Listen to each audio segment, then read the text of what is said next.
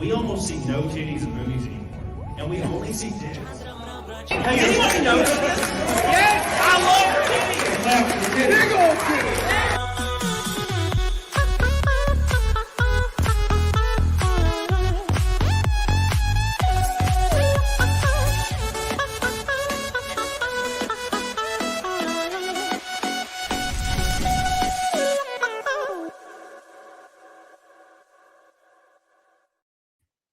What do you think about that, Ethan? What part of it? I'm not sure because there's a right and a wrong answer. On the one hand, there are naked men dancing, including you. Yes. And then there's you saying we don't see titties anymore, and I'm like, yeah, I like that part. That's kind of true. I mean, you know. Yeah. And then was there women? I'm not even sure. I don't remember actually. I don't ever pay attention. All I see is just dudes, which is fine. Ain't nothing wrong with a little bit of dudes. But no, dude. I was watching, what was I watching last night? I was watching Leaving Las Vegas. And Elizabeth Shue is like the main actress in it. And dude, she just peels her top off and there's just boobies. And I was like, man, it's been such a long time since I felt felt this. Just boobies. And they're all they got liquor all over them and they're shiny and shit. And I'm like, those damn. Karate Kids. Yeah, I love that. Yeah. What happened? Why are women afraid to show the titty? Like if I had female titties, instead of guy titties like I do, I would show them every day. I would be in public at the mall and I would just have them out. Look, check it out. You know what it is? We live in a world right now where young women are doing hardcore pornography more than ever. You couldn't get them to do that before. Believe me, I tried. Young women are doing the hardcore pornography. But when it comes to just busting out the titty, that's something that they save until they're 60 years old. Yeah. And suddenly you've got like Madonna going, look, I still got it. And I'm appearing fully nude. And you're like, oh my God, no. Like ladies. I mean, I for the most part, I'm pro nudity. I appreciate it. The more when women get naked, people talk about thoughts and all that. Everybody just calm down. When women get naked, they should be encouraged. And there's a difference between simpery, which is, let me give you all my money, and simply, ma'am, good job being naked. Yeah. More of that, please. More of that. I always say that to Britney Spears. Britney Spears gets naked. People say she's crazy and needs to stop. And I say, shut up, all of you. Britney. Yeah. A little late in doing that. You should have done it when you were 20. But good job being naked, and more of that, please. It's like the free the nipple thing. It's like everybody's like, we should be able to take our tops off too. And I'm like, we all agree with you. I don't know where the holdup is. Don't right now. Women, please. It's so radical. Yeah, if women would get back to that, like burning the bra, going topless, all of this stuff, rather than fucking up DC Comics, I think that would have been a better thing, But instead, you got these daughters of Satan entering into the comic book industry and using their feminine wiles. In some cases, some women have it, some women don't, but to destroy the things that I love. I'd rather you just freak me out by getting naked and saying, I'm allowed to be naked. That's a better use of your time and energy, I would say. It's the unattractive big ass women that are old. And they're like, oh, look at all these hot young women. This is offensive to me because I'm not young and hot. So I want them to stop so it doesn't make me feel bad anymore. That's what it's all rooted in. But yeah, they should be encouraged. And it's funny how it's like, you're a pervert. Why would you ever ask me to take my top off? And it's like, but you can see it for $4.99 if you want. Oh, yeah. I mean, look, again, that's simpery. I personally have not subscribed to any OnlyFans at all yet. Yeah, I just Google it. If you Google it, if there's a girl and I'm like, she's pretty smoking. It's like, here's my OnlyFans. I'm like, you know what? So-and-so's OnlyFans. And then it just pops up the boobies. And I'm like, all right, we're good. I'm trying to think if there's anyone who would get an OnlyFans and I would subscribe. I guess it would have to be Anna, that Star Wars girl. Yeah, I would. So that I could be like, I seen you naked. Yeah, I would do. I seen your no place. I seen your poo nanny today. Yeah, it dude, only cost me $5. It's so unfortunate though when you have like a beautiful woman and she's built like a shit brick house. She looks great, and then she pops her drawers off, and it looks like somebody punched it with like a nail covered glove for like an hour. You're like, what happened? What happened with this shit? You ever seen that? It just looks like a squid's mouth. You're like, what the fuck is this? Yeah, this look way better, but it didn't. You know? Yeah, I completely sure. Yes, that's an unfortunate thing. Speaking of squid looking mouth, everybody, welcome to CamelCast 22. This is Ethan Van Sciver, the great, the one and only, all caps comics, my boy here. Very excited to have you on, man. I've been thinking about it for a long time. Ever since I started doing this, I'm like, well, I got to get EBS. Because we've been on shows in the past together and always had a lot of fun. So everybody in the chat, make sure you get your locks in for my boy Ethan. I'll have some links in the description to his store on eBay and other things. So make sure you click on that shit, give it a look, see, and we'll share a bunch of other stuff as well as we go along. And also, Fight Milk is happening today if we hit Fight Milk. Fitz, Nimitz, Voodoo Shrimp, and a ribeye. Connors is excellent. Thanks for the recommended edition. It is excellent. Yes, I haven't been in a long time. Thank you, Fitz Mitz. But it is very, very excellent. How much till EBS goes shirtless? Shit, $1,800. There you go. Have you ever dyed your beard? Nope. I've been thinking. So my beard's turning gray as hell for some reason, and I don't know. And I kind of want to dye it black and just have a black ass beard. You know, right? Or should I just embrace the gray? I've always just embraced the gray. That's always been my thing. I'm just like, you know what? I'm getting older. With age comes wisdom. Chad's dying. With age comes wisdom. We don't want to cover any of that up. Go ahead and just let your beard gradually go gray. Now, sometimes it goes back to color. That's just natural. If it's going to do that, it's going to do that. But the last thing you want to do is actually dye it. Just let it go to gray and then dark black and then sort of blonde and then sort of gray again and then a mix of both.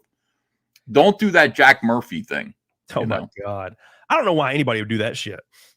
His beard looked like the transgender flag. Don't do that shit. Well, it looked like the Bride of Frankenstein's hair. Yes, like it did. Down.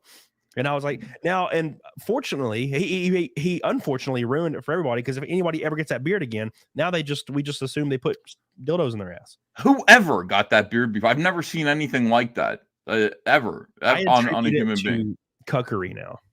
That's all I see now. Is when I see the beard, I'm like, well, he likes people to bang his wife, and I would not be okay with that. What's worse to you? Is it worse? Is the letting other guys bang your wife thing worse than making videos of inserting the dildo in your own anus? Like, what is worse? Because I mean, they're both really bad, but like, what would you, if you had to have one of those be exposed about you? Which one would you prefer? The dildo thing, because I could play that off. I'd be like, dude, it feels great. I love it. You ever shit in reverse? It's freaking awesome. I feel like I can play it off a little bit better. You know what I'm saying? But you can't play off anybody banging your chick. That's just impossible. You're not playing that off. You know? Even if you lean into it, you roll into it, man, you can't defend it. Like watching your chick get banged by other dudes, that's the end. But you know, you could put something inside you, because people do things. Now it reminds me of contact dermatitis. You ever had contact dermatitis somewhere on your body, and it's like a rash? And it's like, let's say you have it on your balls. This is a good example because I've been there. And you have contact dermatitis on your balls. You get this from using highly scented soaps that you're not used to. And all it does is make your balls kind of itchy. But you don't itch them. You wait, right? You turn your water on in the shower to scalding hot and just hit it directly on your balls. And it feels like 1,000 angels are just caressing your balls. It's unbelievable. It's why? Because it's relieving the itch. Like, what do you mean? No, like, dude, oh my God, it's like it feels like you're getting like electroshock, but it feels great. It's freaking wild, and that's something every time I ever get it somewhere, because I used to get it on my calves a lot, because when I was growing up, I couldn't use any shampoo, or I couldn't use any soap. It had to be like sensitive bitch ass guy soap, and when I finally started using it, it went away. But every now and then I go to a friend's house, take a shower, use a scented soap on my calves or something, and I'll get contact dermatitis on my calves. And what the hell are you talking about? I use Irish Spring. What kind of man uses something other than basic bitch soap? Like, I don't understand. Yeah, well, you go to a friend's house and they got the more high end basic soap. What kind of friends do you have? Like, what are you talking about? Axe body spray of the bar. You know, that shit smells like fire and ass. And you would just get a slight rash on the calves, or maybe your top of your legs. You get, and of course, if you scratch it, it just stays there forever. It's skin irritation. But if you get in the shower and you scald that bitch, it feels like like somebody's like caressing your face and you're like going through another dimension. It's wild. My advice is just to use regular soap. That's what I do. It's just as effective without the ball scalding or the contact dermatitis or anything else, blisters, whatever it is that you get from that. Yeah. Just go use regular soap. You know, I'm probably old enough to be your father. I'd like to impart that fatherly wisdom to you. Soap. No, that's what I do. Regular soap. But you go to hotels and they got that bullshit, and it's just, oof. That's why you got to pack your own stuff now. Just pack it. I do. You can't use the hotel soap. The hotel shampoo was just Johnson's baby shampoo. I mean, I don't really use shampoo too much anymore. I use, my head is bald, but I do bring a bar of soap, and it's Irish Spring. And the one time I went exotic with Irish Spring, they had Irish Spring men's formula, signature men's something, and it was a big bar of soap like this big, and it was heavily perfumed, like you're talking about, but in a good way, not in a gay way. Yeah. And I used that. I bought that bar of soap, and I used it, and I went, and people around me, like other guys, would be like, "What is that? What is that manly scent about you?" And I'd be like, "It's just Irish Spring signature for men." Well, everybody started using it in my neighborhood, okay, because of me. And then Irish Spring discontinued it. But here's the thing. They discontinued. I'm like, why? It's highly successful. I mean, probably it gives you like fucking monkeypox or something like that. And I just haven't figured that out yet. That's why they discontinued it quietly. But you can get it on eBay. And I have. They'll say, here's a pack of 4 bars of soap, and it's $200 of this Irish Spring men's discontinued signature. And I've done it because I market for it. Well, can't they see this? Yeah, that's what I'm saying. Make the damn soap. Make the soap, man. Get back to it. God, I wish. Happy Wednesday from Samantha Bullock. I love you. I appreciate you. Hell, EVS dyes his beer with barbecue sauce. Dude, I do the same shit. Do the same exact stuff. I was eating ribs the other day, and it was caked in because I don't ever have a beard, and now I have a beard, and it's very, very weird to get used to. What brand of soap, Cam? The one I'm using, I just use Dial Senseless. Sensitive for bitch asses is what it says on the actual bar itself. Hey, Cody, you are the man. Just thought you needed affirmation. Well, thank you, Slangin'. I appreciate that. I love you. I do need affirmation, man, to be honest, because if you guys haven't noticed tonight, I have an extremely severe sinus infection, and I am barely functioning. So I'm making it, though. Thank God. Somehow I'm making it. I was like, I couldn't get out of bed yesterday. It was rough, man. But luckily, I'm okay today. I went to the gym and did leg day. My ass cheeks hurt. I'm feeling good. So good. Do you do leg day at the gym, EVS? Yeah, of course I do. But it's only one day out of the week. The other 5 days that I'm at the gym, it's all chest and arms. Yeah. And leg day is gay. Like it's the last thing I want to do. Yeah, it's like, oh, I got to do leg day. You know? Yeah, I do it twice a week. I do everything twice a week. And I used to do legs once a week. And I have no ass. But now, since I started doing twice a week and started doing kickbacks, now I got a little bit of ass. I noticed you're posting pictures on Twitter of you losing weight. You were at like 260 and then 240. What's the goal? No. I started out at 292 at Christmas. Damn. I was getting up there. A little Dark Side Phil action. Little Wings of Redemption kind of shit happening in my house. I can't do that. What does he weigh? Does he weigh like a good? Oh, like 500 pounds. Okay. Dude, have you ever seen like a real picture of him that's not like from his like chest up? No. It just looks like a bowling ball with a head. So I was getting up near 300 and I just went, you know what it is? It's like you gotta turn the corner. Most of the time when you're getting fat, you don't want to. You're not aware that you're getting fat. You're like, wait, my clothes don't fit very well. But you also, it's like getting yourself to stop eating is hard.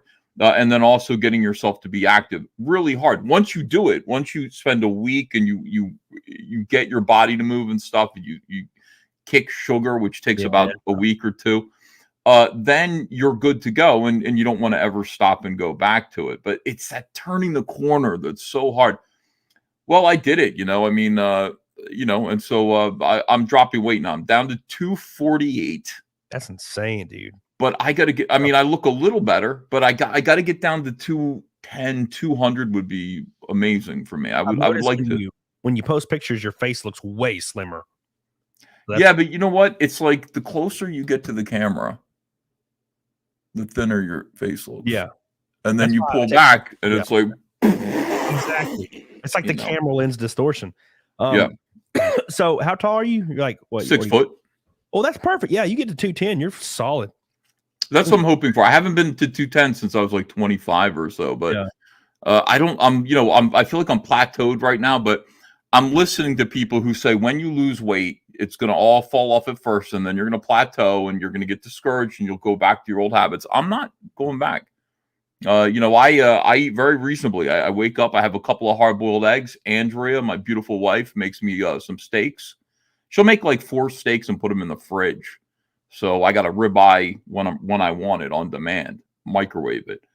I don't need to go back. I'm not getting into sugar or anything like that. Yeah. Sugar's hard as hell to drop, dude.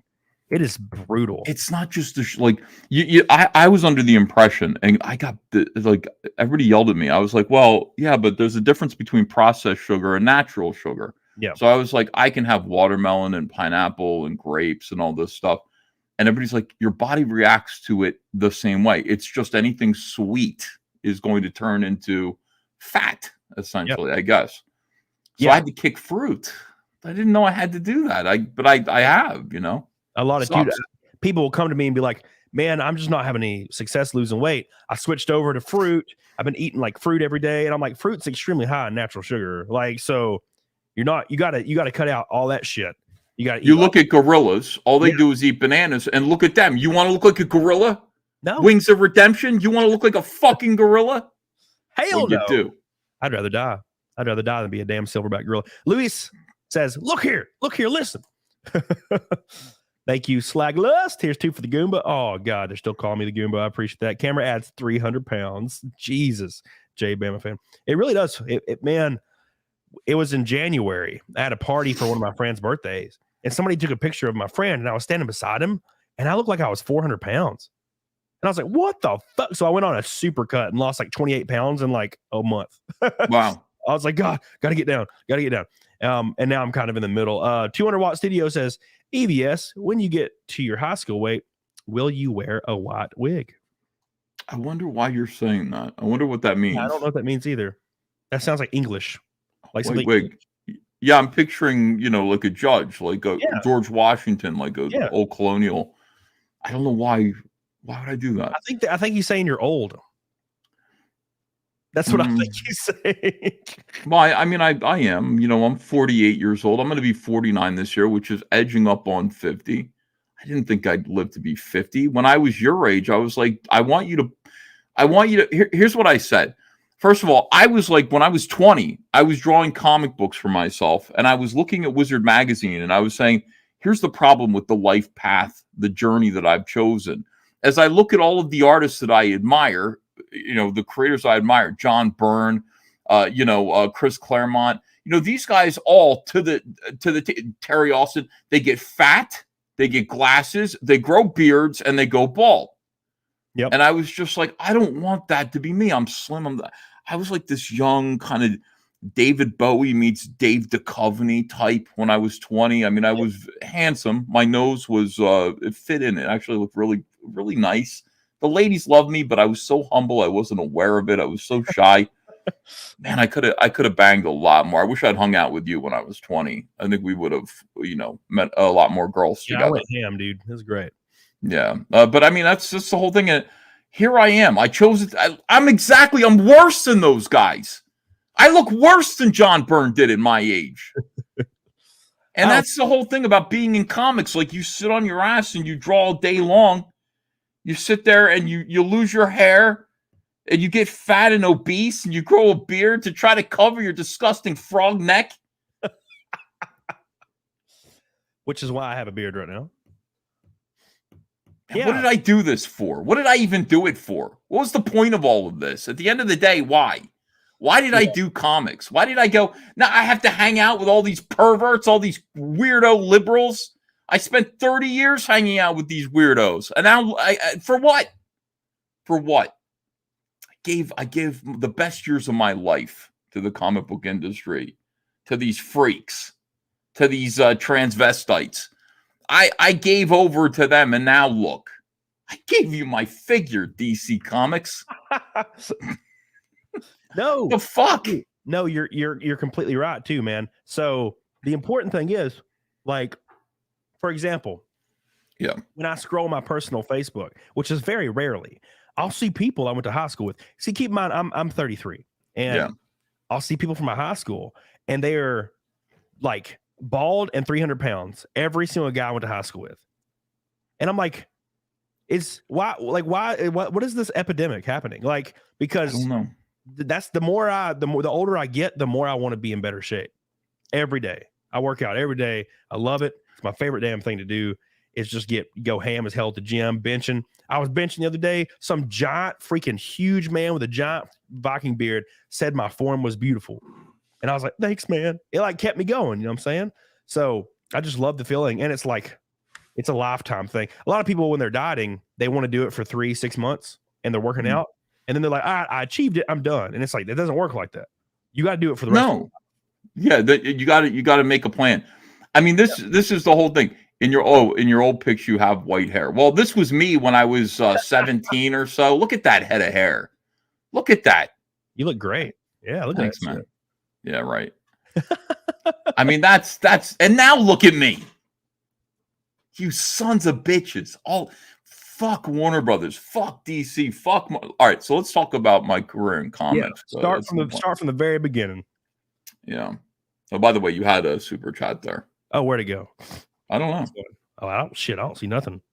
Nobody's paying you for anything anymore. I don't. Oh, and your old picture of white hair. We're a tenth of the way to Fight Milk already, so it's going. It's going slowly.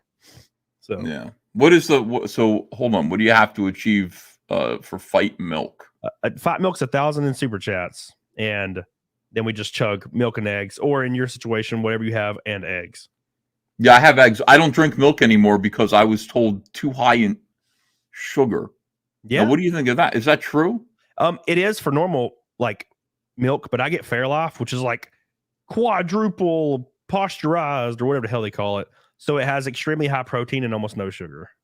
Wow. Okay. It's kind of expensive. It's like $5,000. It's like $5 per jug, but it's tasty too, and that's what I've been using for years now.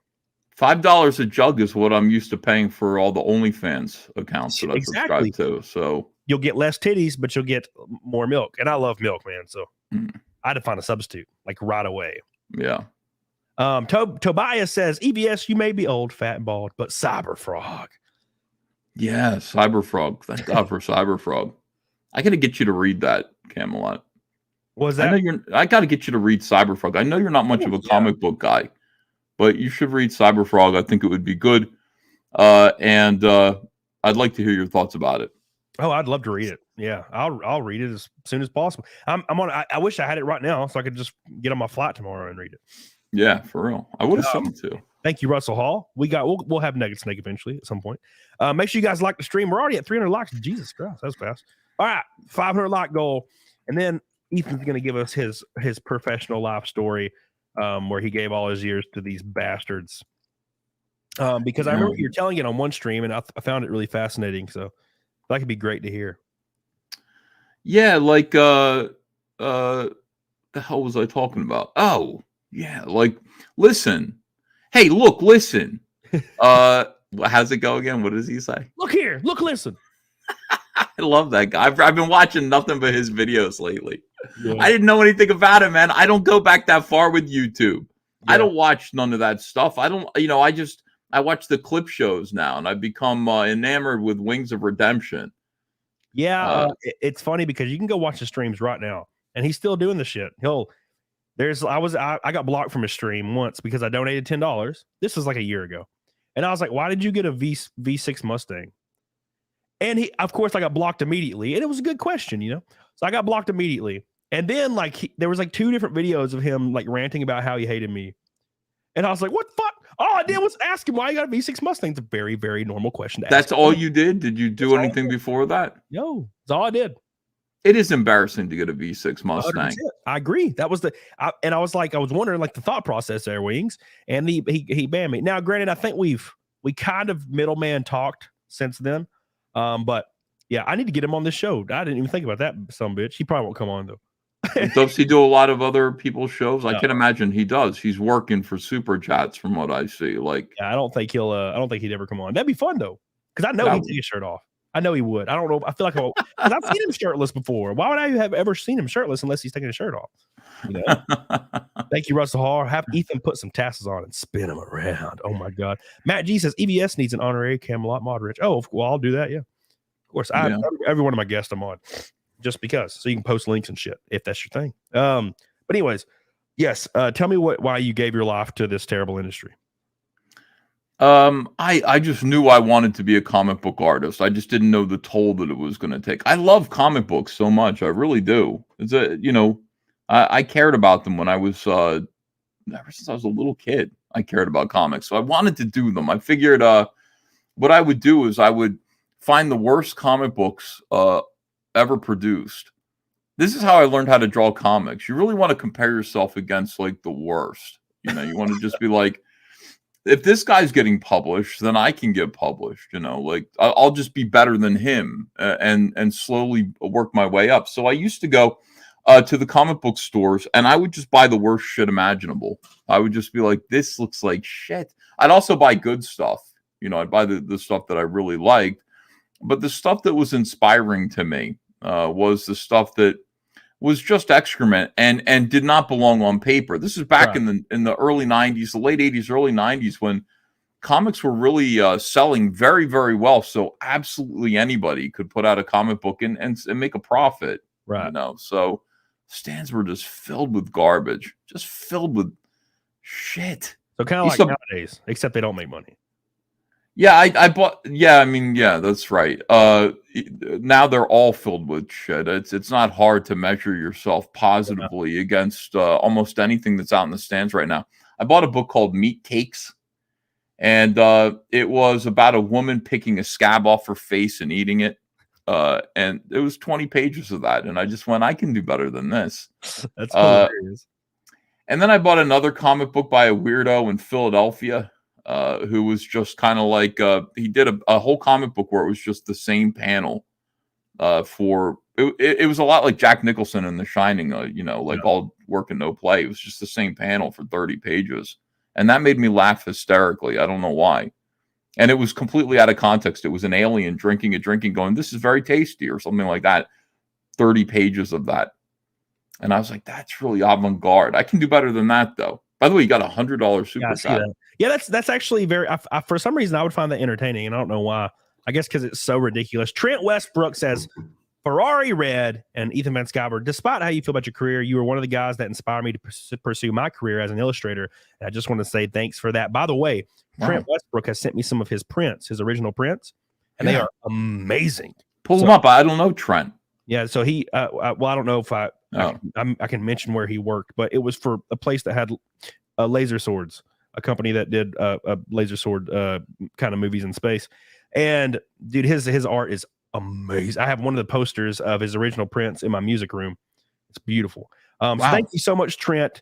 And hell yeah, because EBS inspired you to make that beautiful print for me. And I appreciate that because it is quite beautiful. Real quick, that's for you, Trent. I love you and I appreciate you so much for the red super chat. You're a maniac. And Shani with the first orange. Heck it, I give you this duck. Always here for the artist. Yeah, we had Joe Ball on last show, and he was great. Thank you, Shani. I love you, and I appreciate you. You're goated as hell. So you thought I could do better than the 30 panels of the alien drinking the drink.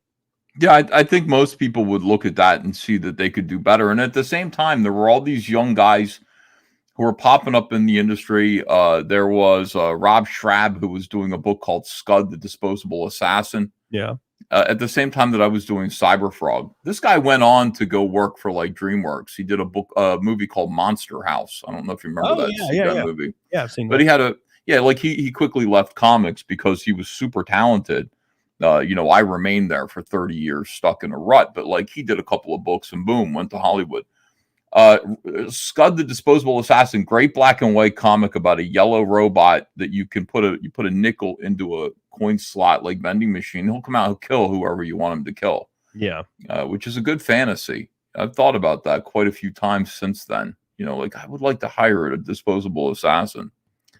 Probably have him kill Cecil. I have this thought. I remember when I was growing up, I'd watch like forensic files and shit like that, and the people that committed the murders or whatever were always, they were just so stupid. They would just do the dumbest shit, like throw their bag of evidence in the nearby lake beside the house of the family they killed. And I'm thinking to myself, I feel like I could kill somebody and get away with it. And I thought about that shit all the time when I was growing up, like the Green River Killer. That's what he did. He would just drive down the interstate and pop dudes at the gas station and shit. My question to you is, okay, so here's my plan. I've talked about this a lot. There are several people who I'd like to murder. Okay. And I talk about this on my stream. Like I think about it sometimes. There's people that I'd like to kill. And I think the way to get away with it is what you're describing. It's not just about killing indiscriminately. You kill your target, but you mix it up with a bunch of randoms. Yeah. So you have a unique killing signature. Whatever it is, I carve a smiley face on him, on his face, whatever it is. But you have to kill about 12 other people at random and then also get your intended target. Yeah. So that it doesn't, because otherwise people go, does he have any enemies? Did this guy have any enemies? Yeah, it was Camelot. Camelot's a vicious enemy of this guy. And people are trying to solve the murder of like Wings of Redemption. It turns out it's you because you're the guy, like he banned you from the chat. So you want to it's not just Wings of Redemption. You want to kill like 12 other people with the same exact, this guy has a signature. That's what you want to do. So I think about that a lot. But the other thing I think about is it's really hard to kill people because there are cameras everywhere. Yeah. Do it. That's the thing that sucks ass, because you'll watch a murder from like 1930. Mm-hmm. Dude, you could literally walk up and put your bare hands on somebody's face and like rip their face off and then walk away and even talk about it to your friends and you'll never get caught. But nowadays you crack a fart and they'll have your fart DNA like in the damn area somehow. And it's annoying. And there's cameras everywhere. Like you said, you ain't getting away with that shit. Yeah. It's like you can't get anything done anymore. I've been saying this all along. Like, in the old days, killing was easy. I mean, you watch those Alfred Hitchcock Presents episodes. Yep. Oh, I stabbed her with the icicle that melted, perfect. But it's like, nowadays, yeah, it isn't so easy. So I'm not going to do it. I've thought about it. I've decided it's not going to be a part of my life. It's not going to be on my agenda necessarily at this point. But I will say this. There's something about throwing that gun into the river. When I was 6 years old, I lived on the just off of the Delaware River, which separates New Jersey from Pennsylvania, for those who are watching who are not locals. And I lived right on the banks of that. My parents were renting a house from this guy, Big Palace. It's really strange. And I would go down to the banks of the Delaware River every day, and catfish would wash up on shore. I'd mutilate them like you do as a kid, Yeah. And I'd throw rocks at them, try to pop their eyes out, Jesus Christ. I don't know why I did that. Looking back. When I was a kid, I remember my next door neighbor would always do weird shit. And he put like a frog in a condom. So he's just there's just a frog in a condom, and then he threw him in his AC unit, like the big fans. What? And the frog just like disintegrated. Wow. So yeah, that's some weird shit. When you're a kid, weird shit happens. Well, when you're a kid, weird shit happens that you don't realize. Like handguns would wash up on shore all the time, along with the catfish. Yeah. I lived in New Jersey, you know what I mean? So guns would wash up on shore, and I would just pick them up like they'd be green with moss, and a fucking revolver, I'd take up. Hey, Mom, look what I found, and I don't know why I didn't pull the trigger or anything like that. Like I was 6 years old. My parents would call the police and they'd have this evidence that I had collected from the Delaware River, taken into this. I don't know whatever happened to any of those guns. I would like that. Now, since then, I've thought about moving on the Delaware River so maybe I could get some free guns. And these would be vintage guns. A rifle washed up one time. It definitely wasn't from this century. But I mean, you people just, you shoot people in cold blood and then you throw the gun into the river. And then eventually a 6-year-old finds it on shore. Yeah. But it's like decades later, like that stuff probably was from the 1960s. And I found it. That's why I'm like, what you do is you drive 12 hours down the interstate and then you bury the son bitch. And then don't ever find it. Instead of a 6-year-old. Oh, the gun. You're talking about the evidence? Yeah. Okay. I thought you meant. Yeah. I also thought we can probably get into business together. Camelot, if you want to do this, if you're serious about killing people, we can get into business. Oh, I'm serious. look, here's what we do. All right. We open a mortuary with, you know, a place. What's that called when you incinerate human beings?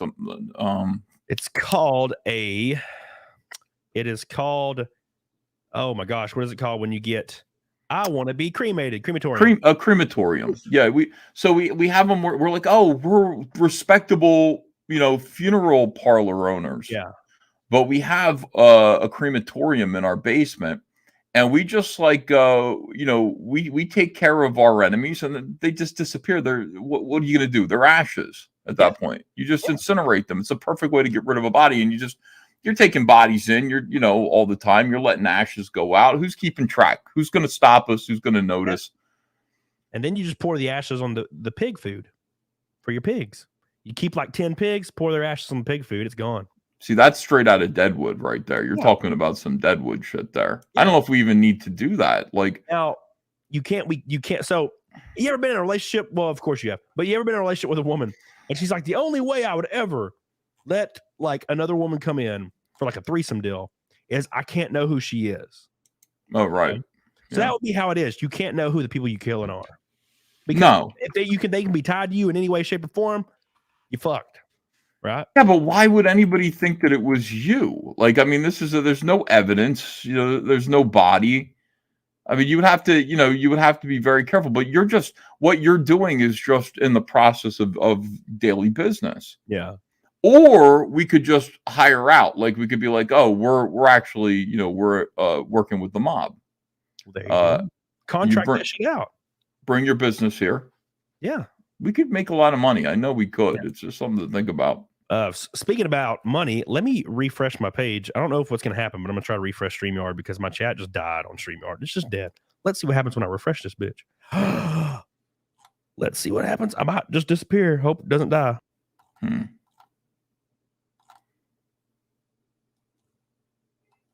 I see the chat. Hell yeah. I'm back. And look at that. Okay, my chat's not dead anymore. Hey, look, and speaking of not dead, Cecil. So you guys sure you're not Sicilian? No. Hold on a second. Now let me, because my chat is dead. The chat isn't moving here, but I'm watching on YouTube and I see the chat. Yeah, it's weird. I refreshed mine, but it worked. It worked. All right, hold on a second. I'm gonna leave and come back and see what happens. That'll fix it. It will? Yeah. All right, hold on. Just Cause says, I have a 94 V6 Mustang, vert, gray with black stripes, 40 miles. You forgive me, damn it. Take my money. No, I'm not gay. Now, look, if you have a V6 Mustang, you're gay. But there's nothing wrong with being gay. It's 2023. You know, everybody likes a little pagan. Thank you, Jay Bama fan, by the way. I appreciate that. EVS origin story derailed. This is what happens, man. It's how it works. A burnt body smells like Burger King. You're welcome. Nah, I don't feel like that's true. I don't feel like that's true at all. A fifth of the way to Fight Milk, by the way. Already, we were 50th of the way. Now we're a fifth of the way. Look how fast that was. Brown CBR, love you, dude. Appreciate that. Let's see if the chat freezes again. Because I actually noticed that it's happened a little bit on StreamYard lately. Chat's freezing and viewer count will freeze or just not even pop up at all. So you can't highlight super chats anymore. It's really weird. So we'll see what happens because mine's already frozen again, and it's like a page behind. So yeah, and mine's frozen again too. There's no point in this because it's like now hold on a second here. Let me see. I can just do this. Default view. Oh, look at that. And there's Cecil in the chat. Default view. Wait, hold on. What'd you just do? Well, I'm watching the show. Now I paused us. I don't have to pause us. I can just mute us. And I could just watch the show live and I can see the chat moving, you know, on YouTube, not on StreamYards, on YouTube. Yeah, exactly. Yeah. So I was wanting to pull up super chats and I can't even do it because they just not there anymore. But I'll figure out a way to fix it anyway. But yeah, let's go back to your origin story since so people in chat will stop being. Why is D Money doubting me? I'd love to know what revolvers or rifles were washing ashore during EVS's childhood because I call BS lol unless he's magna fishing. That's not happening. Why would I lie about that? That's ridiculous. Yeah. I could call my mom right now because my mom was there when this happened. I could call her right now and I could ask her if she remembers that. And I think she would remember that. And I could prove all of these doubters wrong. But I'm not going to do it because my mom's in bed. It's, you know, she's tired. So I found a Mosin Nagant, I think, one time. The old World War II, like short barreled version. And I had that gun for a while, and then I traded it for like a $10 guitar, like a dumbass. Wow. Pretty stupid of me. It hurt my feelings. I found it like an attic of like my great uncle who didn't have electricity because he didn't believe in it for some reason. Alabama's weird, man. Yeah, like half of my great uncles and great aunts, they did not believe in electricity because of Jesus. What does that mean? What did Jesus have? Dude, I don't know. I still don't know to this day. But I remember my great uncle passed away in like 2006 or some shit, 2004. And then now my great aunt, who didn't have power or anything, now she's on Facebook and shit. She has power and TV and stuff. So she apparently was being held back. Now she doesn't care. She's like, dude, I got all that shit. So it worked out. I'm glad. I'm glad for her. Could you imagine not having like something? God. I can't imagine privation of any sort. You know, it's like I would probably freak the fuck out. Like if I was deprived of anything that I've become accustomed to these days. Yeah. I'd be like, what is this? Nazi Germany? I think that's what I would say. Yeah. I mean, if I got just protein, if I couldn't buy protein bars, I'd be dead. I'd be freaking dead, man. Be awful. Yeah. God, remember when toilet paper was scarce? Oh my God, that was weird. Why did that happen? I guess everybody's wiping their ass a lot more. Shit. Like there was people going to the store and buying like 4 30 packs of toilet paper. I'm like, why do you need 8 years worth of toilet paper? And it's something that happens a lot in the South too. You'll notice when it's going to snow in the South, people go buy milks like perishables, which is weird. You think you would want to, if it was the apocalypse, you'd want the opposite. But they'll go buy bread, milk, and eggs, like 8 jugs of eggs, like 100 or 100 freaking packs of freaking eggs. They'll buy 18 loaves of bread for no reason. And then a day later, it's all restocked and nothing ever happened. And then it barely snows. I've never understood that shit. Yeah, I like the people who decide to take advantage of that with hoarding, and then like they grift. They'll buy like 1 million things of toilet paper, and then they'll be like it's $100 a roll. And people, I mean, it's a little bit like the Irish Spring men's signature soap. Yeah, that I was talking about at the beginning. Like somebody was smart enough and forward thinking enough to buy stock of that and then put it away because some sucker like me was eventually going to come along. Like, I need my men's signature Irish Spring soap. I'm willing to pay anything for it. Did you remember when people were buying up hand sanitizer and shit? Yeah. And then what was that guy? Fuck, I forget his name. He was arguing with Nick Rekieta one day saying that people shouldn't be allowed to do that. And if they are, the government should be able to come and take all their stuff that they bought and invested. Oh yeah, who was? I remember that conversation. I was outraged by that. His whole, like, he completely destroyed his entire reputation with that one. Oh, that was what's his name? Something guy. Yeah. Just some guy. I think is his name. Some guy. They were calling him just some pedo, just some commie, just some commie. Rest in peace. Yeah, dude. And I used to watch his content, and then he was telling Nick that there should be laws against like people. Like he also said if you had a property and you owned that property and a tree grew on your property which had fruit on it that would cure any ailment, like should the government have the right to come and take it from you without compensation? And just some guys like, yeah, of course, we need to help people. And it's always weirdly from a point or a place. Sorry, it's from a place of we have to help people. It's a moral thing. And it's like, bro, you don't give a fuck about helping people. No one really does. Biologically, we're not wired that way unless they're our immediate family or they're in our lives. Biologically, you can't really care, because if that was true, none of us would ever sleep again because of the atrocities that happen in freaking North Africa and shit. I sleep like a log. I sleep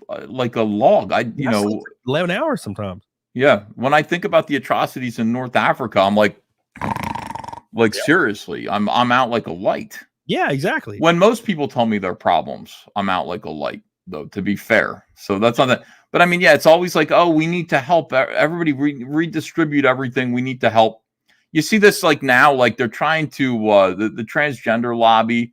They have to make it about trans kids as though that were a thing. We got to protect trans. There aren't any trans kids. There's zero trans kids. It doesn't exist. It is not a thing in nature. What you've got is a lot of kids who are like, I don't know, little boys are like, I want to play with dolls, and little girls who maybe are tomboys, and then they grow out of it. Like 99.999% of them grow out of it. And you see these perverted daughters of Satan, these leftist witches who catch the slightest glimpse.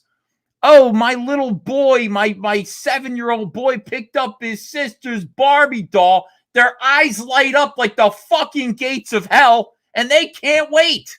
They can't wait to emasculate, neuter, castrate their sons. Dude, I tweeted this out the other day. I was like, those people on TikTok that become famous and become viral for using their 3-year-old that is saying, I like Barbies, to saying, oh, well, you must be a girl, and they get a famous big following off of that. Those people should be lined up and taken out immediately. I'm serious. They're the first ones in my incinerator that I'm sharing with you. We'll fund this together, probably on Indiegogo.com. Crematorium. They're the first people that are going to be welcomed into my crematorium, right into the incinerator. I'll be like, here's a taste of hell, bitch. Right into the fiery maw of my crematorium. I agree, and that's why Nick got banned off YouTube for a second. What? He got banned off YouTube because he said that shit. He was like, anybody that's giving like drugs to children, like hormones to children, need to be lined up on the wall, because like people like to say this shit. Look, I don't give a damn what you do with your body as long as you're an adult. Really, I don't care. But the biggest issue is when you do these things to young boys, there isn't a reversal, because the talking point used to be, and they've kind of got away from it lately.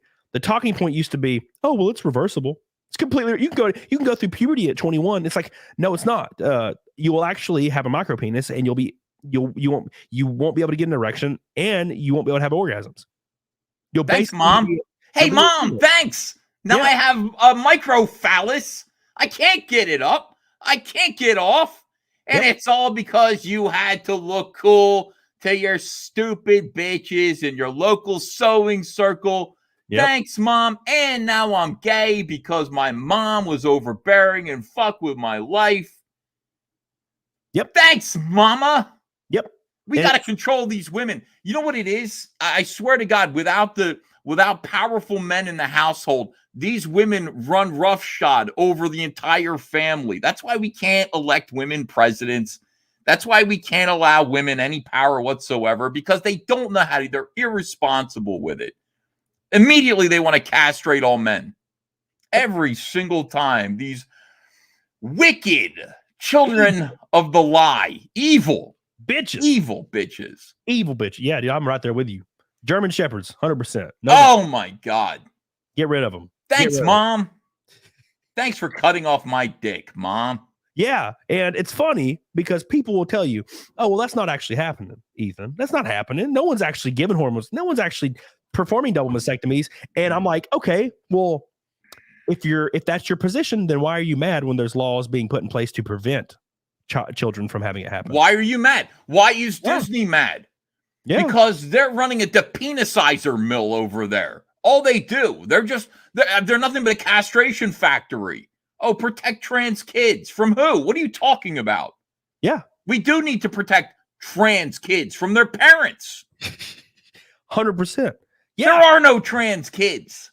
Yeah. And by the way, trans people listen out there, with all due respect, when you're 21, you want to do that, whatever you do, that's fine. That's up to you. Go with God. Agreed. Go with God, but the rest of you go with the fucking devil. Stop trying to make this happen. Should not happen. It should not be a thing. Leave the kids alone. Leave them alone. And Disney, shame on you. You think Mickey Mouse would approve of this? Just because Donald Duck walked around with no pants and no dick at all doesn't mean the rest of us need to. Yeah, and just knock it off. Eventually, it'll be forced. There's a song by Cattle Decapitation. It's a band. It's like brutal. There's a song called Forced Gender Reassignment Surgery.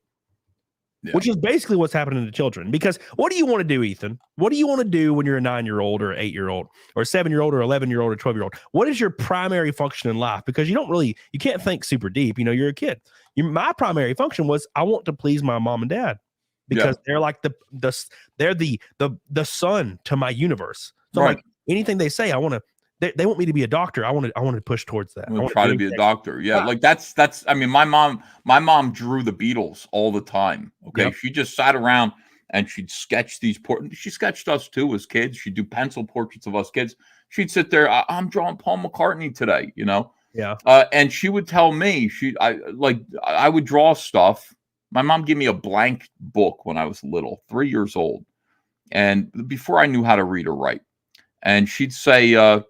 Go draw, what happened today. Like at the end of the day, here's some crayons, draw what happened today. And so, I've got these drawings. I lived in Provo, Utah, right next to a big hippie pasture.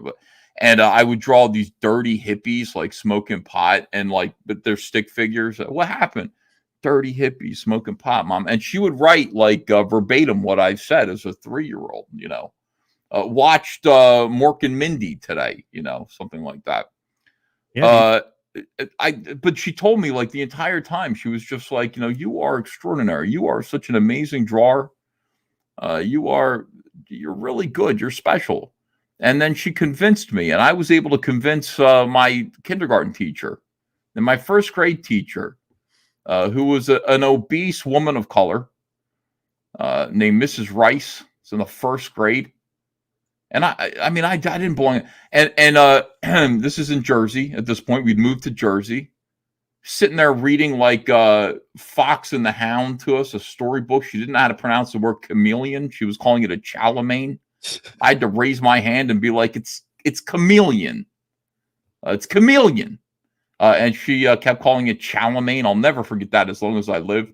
The other thing that she did that was great was, and I picked this up. I don't know why I'm on this tangent here, but raise our hand. You have to urinate. You're like 6 years old, 7. Mrs. Rice.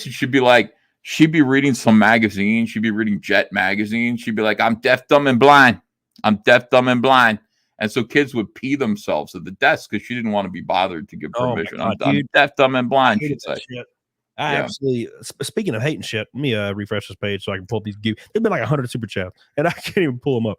2 seconds. You'll be alone for 2 seconds. People are loving it.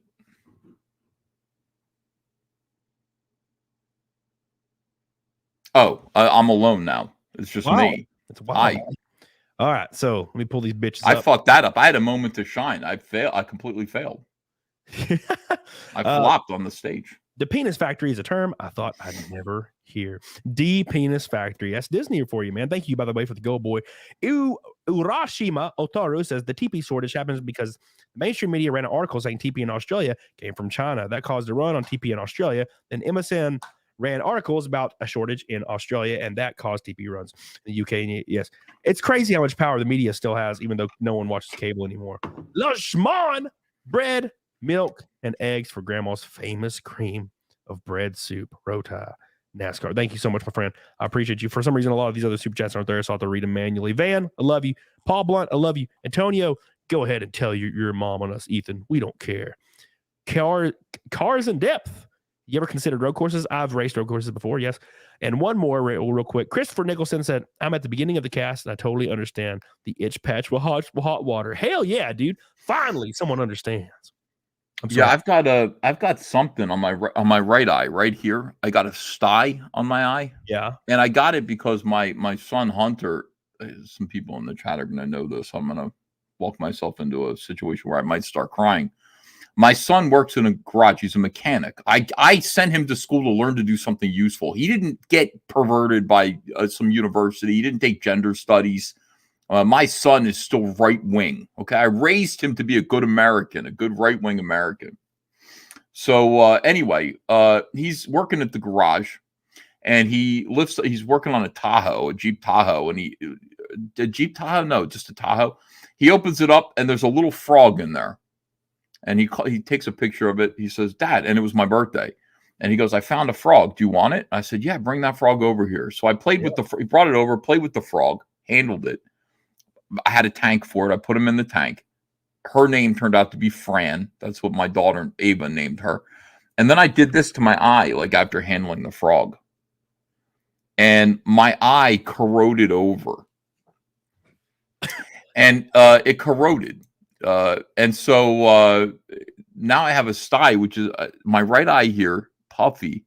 And I thought, well, the sty's going to go away. I have this like wart on my eyelid. Man, this one time I had to stop. I'm really good at avoiding them though, because I'll know it's coming and I won't touch that shit. And it will hurt for a day, then it'll go away. But one time I had one and it wouldn't go away. And I noticed it looked like a bump that was on my eyelid. And I was what like, did you do? I was like, I wonder. And I squeezed it and it exploded everywhere. And I was like, what? Holy shit. I didn't expect it because styes never do that, right? Yeah. Dude, it was one of the coolest things I ever had happen in my life. I came immediately.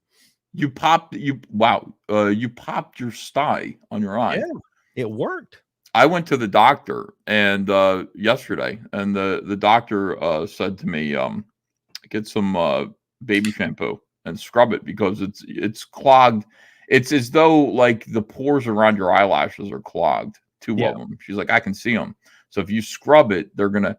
I was like, can't you lance it or something? Just stick a needle right through it. Like, and I thought about it. Like, am I prepared for that? It's a needle next to my eye. I'm prepared for it at this point because it's been there for 7 months. So I don't know what to do. Yeah, I feel helpless. And every time I get anything like that, I just stab a needle in that bitch, and it usually doesn't even work. It just like bleeds. Kind of makes me sad because I'm wanting to blow that shit to hell and back. And like, so every now and then I'll get a good one though. But for some reason, man, I don't get them like I used to. When I was a kid, man, I would get them. When I was like 16, 17, I would get them, and I would fly across the room that they would pop so hard. It was awesome. Wow. God, I love that shit. Now it's my Anna, that Star Wars girl. She sends me reels on Instagram every day of just popping shit. She loves that. She's a disgusting human being. First time I ever got drunk with her, we were in the Cecil's room, and we were both just drunk as hell, and we were watching popping videos. That's all we did. It was great because I love that shit, man. I'm weird. Do you like it too? Oh, yeah. Okay. Dude, I love that shit. Wicked Virtue, thank you, baby, by the way. Just real quick, I can't pull up super chats. StreamYard's bugging today, so I have to refresh the page every time I read them. So I will do that periodically, but I can't do it like every 2 seconds because it get crazy if I'm just leaving and coming back like 100,000 times. But yeah, dude, I love that shit. She sends it to you too. Yeah, dude, she sends them to me, and I watch them, and I get rock hard too. Which I don't really understand biologically where that comes from. What do you're aroused by that? I don't know. I'm not sure. That's perverted. It's weird. Yeah, you should definitely be ashamed of it. Never admit that to anyone. Most kinks are like that. If you have a kink, like I'm all about kink shaming. I think people should be shamed. 100%. Yeah. So if like that is something that you find arousing, like never admit that to anyone. Keep that to yourself. You ever notice? Speaking of like fitness and like losing weight. You ever notice that people say there's the body positivity movement it's turning into the fat positivity movement, and there's these just atrocious like 450-pound women that are on the covers of magazines, and I'm like, what does it take to even be a model anymore? I mean, to be honest. But that being said, when you see somebody like that lose a bunch of weight, they'll preface it every time with, "I was bullied for years, so I decided to make a change," which proves bullying works. Yeah, we should continue doing it. Now, look, I'm not saying kick the shit out of somebody. I'm not saying like kill people, because there's been some crazy shit with bullies. Like in what was that movie? Lord of Flies, they killed the fat kid with a rock. That's fucked up. But do not kill the fat kid with a rock, but maybe shame him for being a fat kid. And don't kill the guy with the rock. That's what we're trying to say, is that bullies actually have a place in the ecosystem. They have their role to play. I showed up, listen, I was fat. No more. I mean, obviously, I was gay, according to the chat. They called me gay. I'm fiercely heterosexual, always have been, but even more so now, super straight. There's nothing wrong with, a little bit of penis, so I don't think that's gay at all. Wait, what are you talking about? Like a little penis. Once it gets past a certain size, though, it's gay. Right? I don't know what you mean by that. I think any penis at all in my life other than my own is gay. Like there's no reason for me to interact with penis. There's women out there that have clitorises.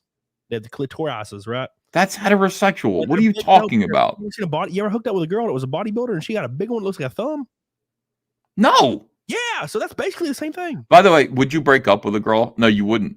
Like if you okay, when you were younger, because I'm a married man. None of this is relevant to me now. I found my angel. She's upstairs. I'm not going nowhere. But when you were younger and you were dating girls and you actually saw her punani for the first time, and let's just say that it was thick, overly thick, hairy. I mean, it's a weird thing when a girl's way hairy down there. It's kind of like, don't you know you're not supposed to do that? I like a little bit, just a hair, just like a little bit. It kind of seems human, but when it's like you're having to wade through that shit and get a comb just to find what you're doing, yeah, I don't like that. Yeah, ladies, you can't expect that we're gonna go down there and do anything like if it's and fucking a briar patch down there. What does hair do, Ethan? It holds odor. Right. That's why my gooch is devastating. So I can't even blow dry it anymore. Wow. Anyway, yeah, what I'm trying to say is that a reason to break up with a girl? Because I've done that twice in my life and I still think about it. Like twice in my life, I was like, what is going on down there? Like, what is this?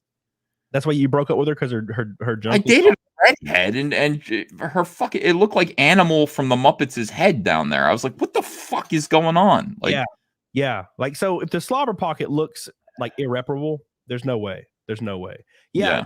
And sometimes it looks like an Ood's face from Doctor Who, like the bunch of tentacles, because they got the outer labia, the labia majora, and it's just everywhere, right? Or the minora. I don't know, man, but it'll be all over the place. You could swing from those shit like George of the Jungle style, and I don't want that. Like, I like the ones that look like McDoubles, but on the ad, not like the one you get from the store. Yeah, not the actual thing, like what it looks like on the menu. Yeah, God, yeah, it's fantastic. I'm all about that. Yeah, I think that's one of my requirements. Like, so, being a man that has options in his life, that's one of my requirements. You got to be in shape. But your options are. I'm talking about options with women. You're talking about options like maybe a little dick in there too. Maybe a little, but also with the women, like when it comes to women, like if it's a beautiful woman that's super charming, great personality, if it looks like she like somehow fell down on top of a flagpole 9 times, I'm not into it. I'm like, I can't even look at this. No. It's not appetizing, because like, what if I'm wanting to munch? What if I'm wanting to have some lunch and I look at it and it looks like an axe wound? Well, I mean, yeah, I understand that. Upkeep is good. However, I mean, there's got to be a case. Is there a woman who's so outstanding that like she would overcome that scenario that you just be like, wow, I'm just gonna live with it? Maybe. I didn't date enough. I really didn't. Not enough, in order to know that scenario. I just knew one time. I'm not going to tell that story. Tell it. What? Real quick, we're a third of the way to Fight Milk, by the way. Tell the story. All right. So I was 18 or 19, working at the mall, and I was meeting all kinds of girls. So I think that was my flush period, because I was out. People saw me like drawing caricatures and stuff at the mall. And this fascinating girl wearing a black trench coat walked by, and I was actually like I was interested in her. I'd met her friends before. I was like, who is that girl? I got invited to a party where I got to talk to her. And I don't know how this happened. For the life of me, I think I must have been retarded or something. I don't know. And so I end up like in her room at this party. Oh. The lights are out. Oh no! She wants the lights out, which I don't like. I don't. What the hell? I don't want to feel. I want to see what's happening. Yeah, I do too. I mean, it's part of the fun. And she wants the lights out, and I'm like, fine. So we do stuff, and she's like overwhelmed by it. I mean, obviously, I'm an amazing man. Yeah. I was then too. But she's overwhelmed by it. She wants to see me the next day. For some reason, I don't know if I was drunk or I don't understand. And so I'm like, okay. She works at the Kmart. Okay, she's a young lady. She's working at the Kmart down the road from the mall. So I go there to see her. Now, I'd only seen her in the dark and with a big black trench coat. All right. Yeah. I go to see her. She's wearing her Kmart uniform. And Camelot, I swear to God, she was shaped like a Hershey Kiss. I don't. I don't and no offense to anyone here, but I mean seriously, like she was little on the top and then a fat ass, and I was there. I didn't know it. I didn't realize. I don't know why. That's why she wanted the lights out. And I was supposed to go talk to her, and I just turned around and left. Like I saw her, and she didn't see me, and I just exited out the entrance door. Got in my car and drove away as fast as I could. When a woman tells you, if you're hanging out with a girl and she like comes over to your house, you go to her house, and she says she wants to keep the lights on, that's because she's confident and she's going to look like a shit brick house. She wants to turn that bitch off. She's going to have a frumpy thing. It's going to be flooping. You're going to be hitting it, and it's going to be jiggling everywhere and hitting you and shit. There's going to be a stretch mark or two. She doesn't shave her ass for sure, nor bleach it, so it's going to be black as night, like freaking Batman and shit. Yeah. So they want the lights off. You already know you're fucked, relatively speaking. Yeah. I didn't know. I was young. I didn't know. I didn't understand. 18, 19 years old. But yeah, I got out of there as fast as I could. I mean, I was like the Dukes of Hazzard in a Toyota Corolla. Like I slid across the front hood of the car and then drove away. Like, what the hell? I was like pounding the fucking dashboard. Like, what the fuck? Like that. And I know that might be shallow, but dude, I had the same thing happen to me. I was on one of those goofy apps like Tinder. It was right after my wife had left. And that's why I downloaded Tinder, because it's like 2016. And I see this beautiful lady. I'm like, oh my gosh, she's beautiful. I swipe on her. She swipes on me. It's all going good. Now, I don't ask myself why her pictures are grainy, like they were taken in 2004, but it's fine. I go meet up with her at this Mexican joint, and I'm sitting down at my table, right? And the door swings open. And this hot bitch walks in. And I'm like, thank God, dude. Here we go. And then she goes and sits down with her friends across the way. And I'm like, fuck, it's not her. Okay, cool. And then the door swings open again. And this straight up level 70 Ham Planet walks in with just full decked out tier 7 gear and is waddling over to my table. And I'm like, please no. Please God, no. And she sits her ass down. And I was like, you're kidding me. How are you going to have pictures of you at 115 pounds on your Tinder? And then you get here and you weigh 300. Solid. How does this happen? And then I paid for her food. I fed her giant ass. And then she wanted to come over to my house and she wanted to kiss me when we left. And I had to like side hug her. God, it was rough. And then she called me an asshole because I never talked to her again. Yeah, you can't do that, man. You run into some buffet slayer out there. You know what I mean? Yep. You got to just, I don't think it's your fault at all. No, I agree. No, it was her fault for being a giant ass. Look, and there's nothing wrong with that, dude. I gotta preface this shit. If you're a giant ass, you got a giant ass on you, and you like the freaking pizza rolls, dude, I get it. Pizza rolls are great. You like the damn Chuck E. Cheese and shit, that's great. All right, you don't like playing on the shit because it has a weight limit, and that's fine. You can't ride most of the rides at Disney. Nothing wrong with that. I kind of get sick to my stomach anyway when I do that.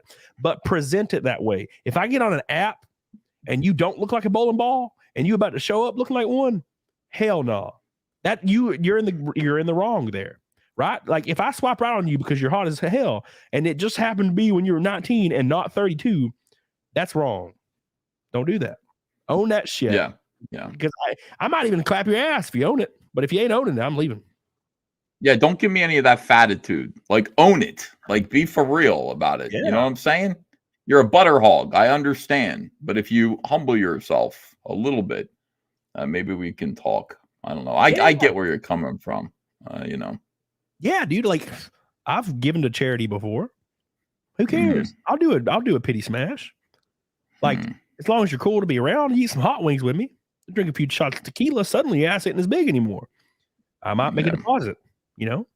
But a little chunky fun. Yeah, dude, ain't nothing wrong with that shit. Shit, if I'm a couple shots in, I'll be like, this is great. I don't give a damn. Couple shots in, you're like, listen, I'm riding this blue gilt sea donkey and I don't even care anymore. I'm feeling good, having a good time. Yeah, dude, it's great. Yeah, 100%. But if you're gonna lie to me, I'm pissed, immediately pissed. Immediately pissed. I had a girl do that again to me a few months later, or about a year later. She showed up to the restaurant before me and ate like appetizers and shit before I even got there, and then wanted me to pay for the bill, and it was like $80, and I got like one thing that was like $16. So she had ate all this shit before I even got there. Right. And I was like, even considering like the smash, because she looked all right. She's a big girl, but she looked all right. But then she swindled my ass. Right. Said she didn't want to eat nothing. I'm not hungry. It's fine. And I'm like, bitch, I know you hungry. I can see your ass. she doing that thing where when she sits down, she has to spread her legs really, really wide so she can like fit her like gut into the table. You know, right. There's nothing wrong with that at all. But you tell me you ain't going to eat. You know how women are. Oh, I don't. You're gonna eat. You're gonna eat, dude. There is nothing. Come on. Eventually, you're gonna eat Fatty McNasty. It might as well be here and now. Let's go, dude. When a girl sits down beside me and smashes the same amount of food I'm eating, that's sexy. You know, I like that. Yeah, yeah. It's because she's not afraid to be human. Hey, everything just fucking popped up. This is my whole StreamYard just updated just now. That's weird. Did it really? Oh, interesting. Look, it just popped up just now. Noah Saunders. Oh. Sanders. Sorry, dude. I'm sorry, Sanders. With a gold boy says big girls are good as long as they carry it well and have a cute face. The old rumors are true. Hot skinny girls are generally bad in the sack. While big girls have fun like somebody else. No, see, that's not true at all. I've been with a lot of thin girls, and it's just statistics. Like some of them suck, some of them are good. But I've been with like 2 big girls, and one of them was terrible, and she laid there, and it sounded like she was crying, and I hated it. I remember, dude, I was like, so, you know, I'm going ham, right? I'm balls deeping, you know, which isn't very far. It's like 3 inches. But anyways, so I'm balls deeping, and she's like doing this weird like sobbing thing. She's like, it sounds like she's sobbing, and I was like, I stopped, and I'm like, are you okay? And she's like, yeah, I'm fine. And I'm like, oh, okay. So, you know, I go back to hitting, and then she starts doing. And I'm like, are you okay? What's that? Are you crying? She's like, no. And I'm like, what the fuck's happening? And she was a pillow princess too. She wasn't even moving.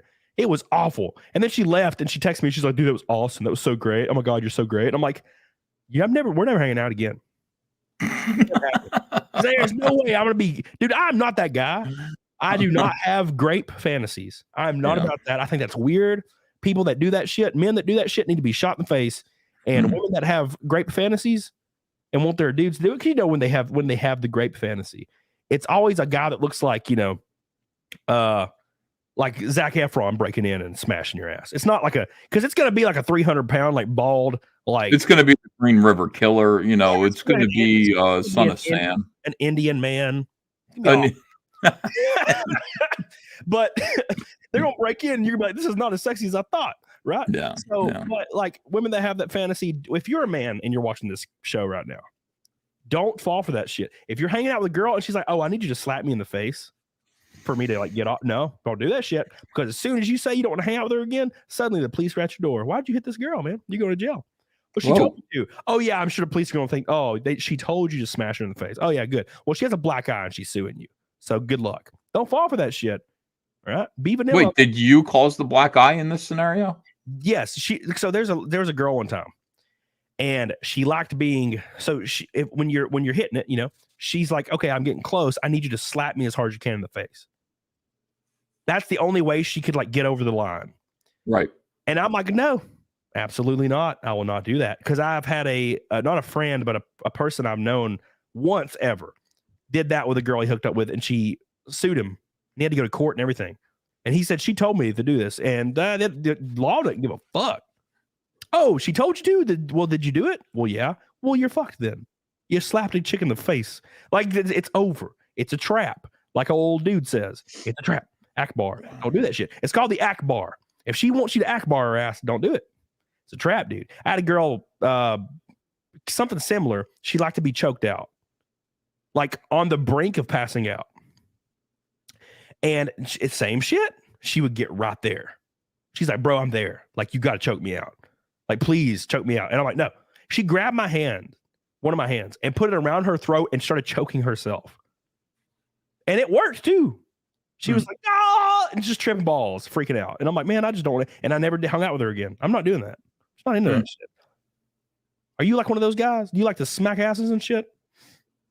No, I don't think so. I've never been into it. You know? I don't think that's my thing. Yeah.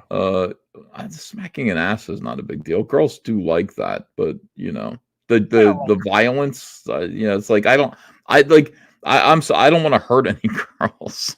I mean, just emotionally, not like physically, you know. But the idea of hitting a girl, I'd be like, if she said smack me, I'd be like, no.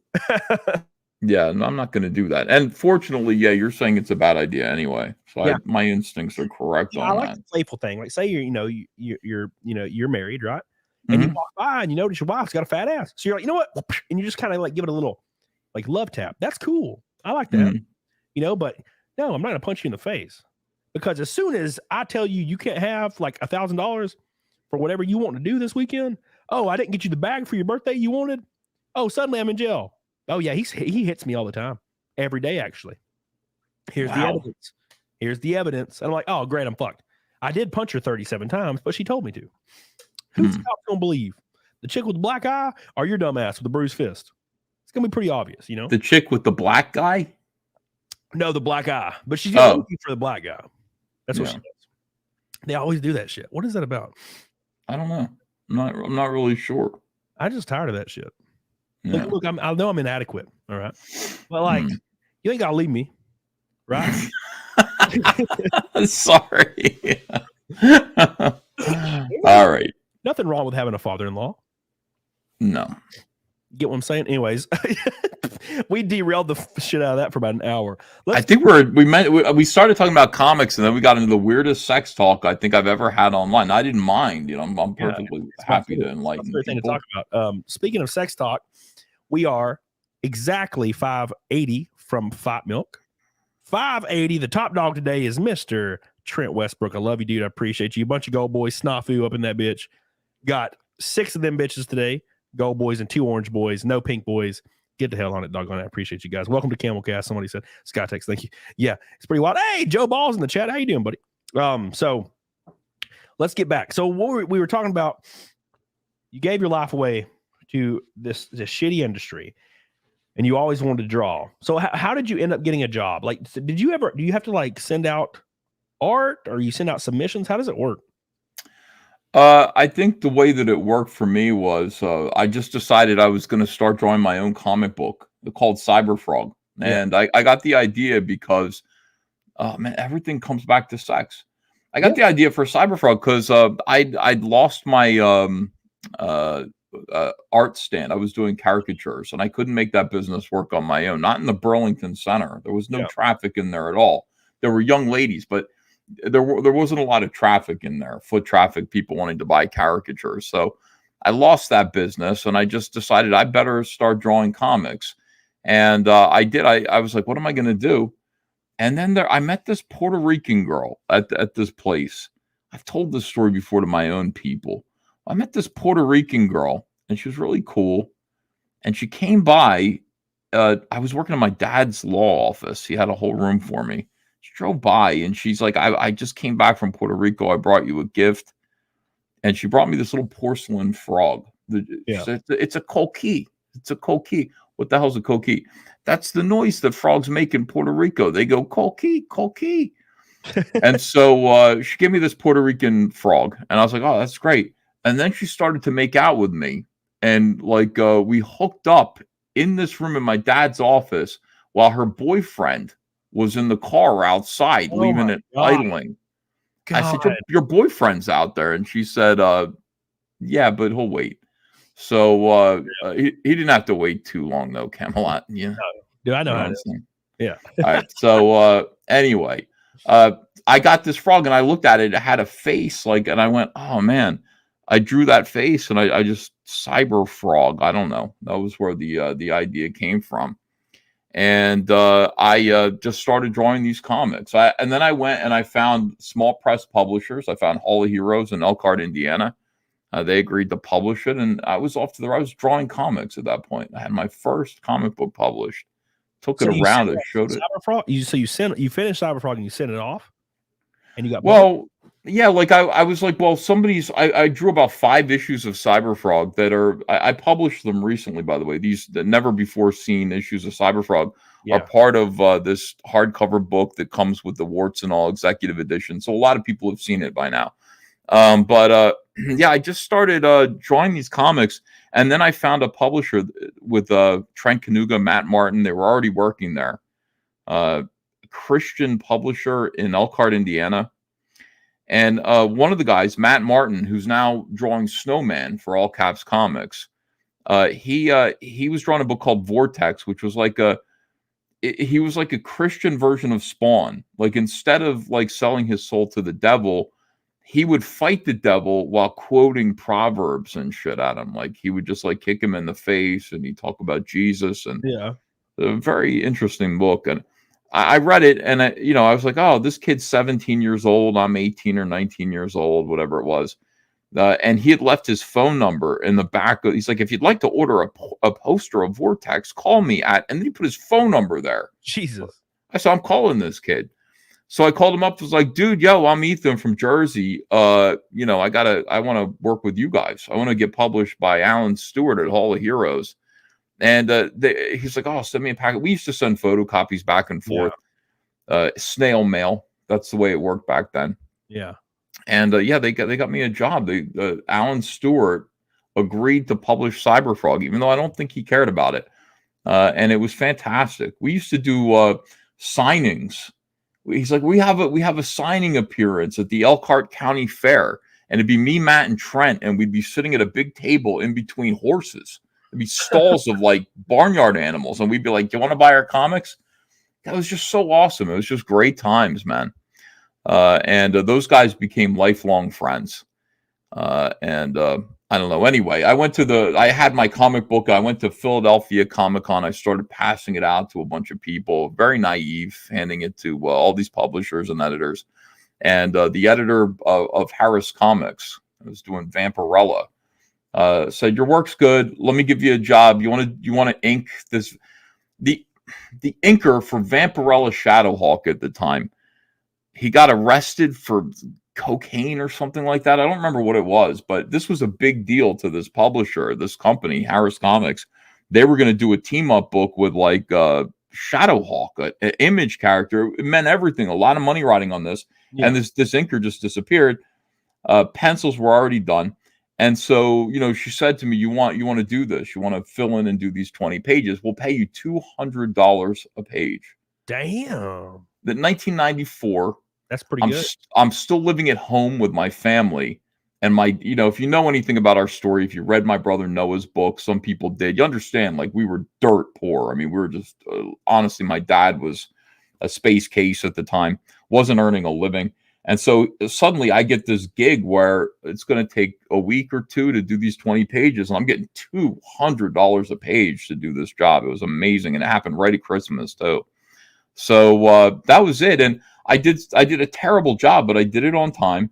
And, Harris Comics, which I think was some kind of Jewish mafia kind of front. I don't know that for sure, but I think that's what it was. Because I got called into the office and these guys, like in suits and everything, sat me down and they were just like, so you got this comic book, Cyberfrog. Is that what it is? Like Cyberfrog.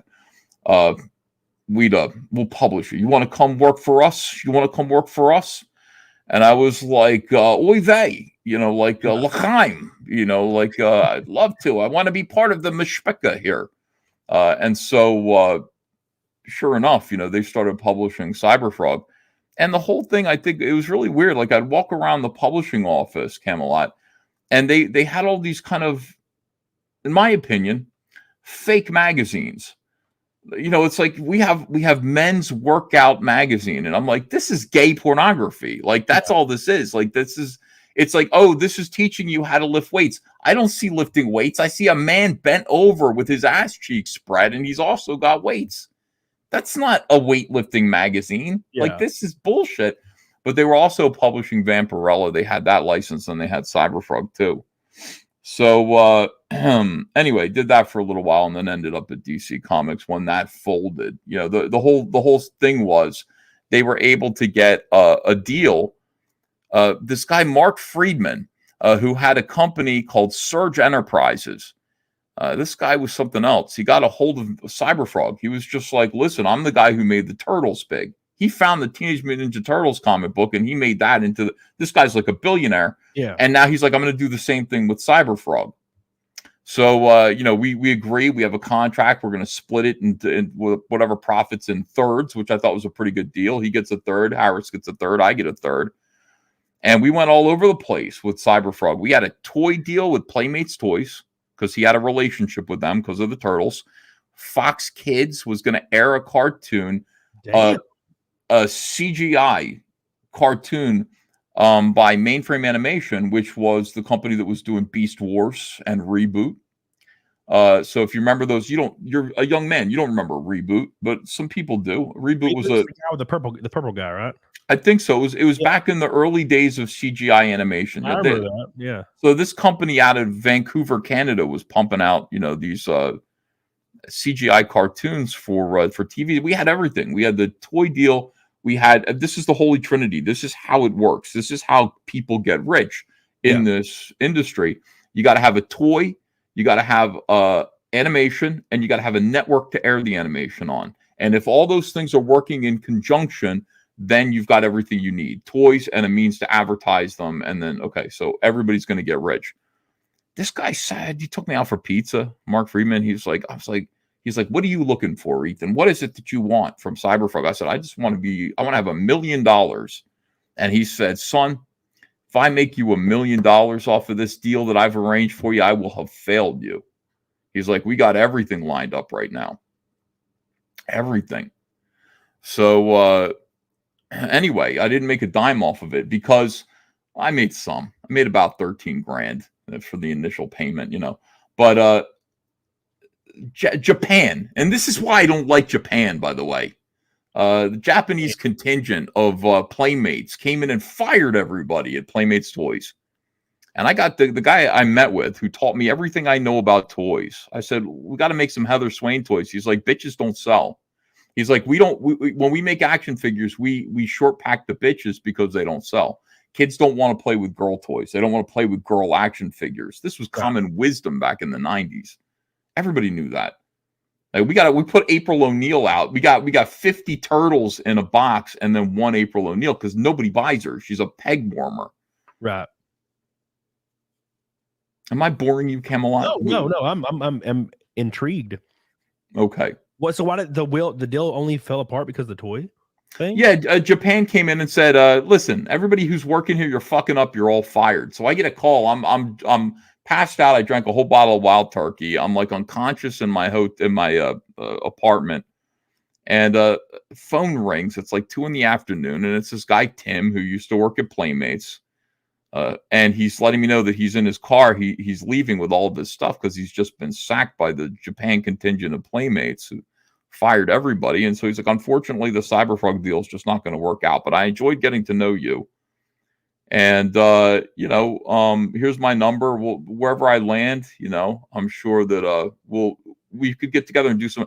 That guy turned out to be Bob Iger. But no, I'm just kidding. Shit.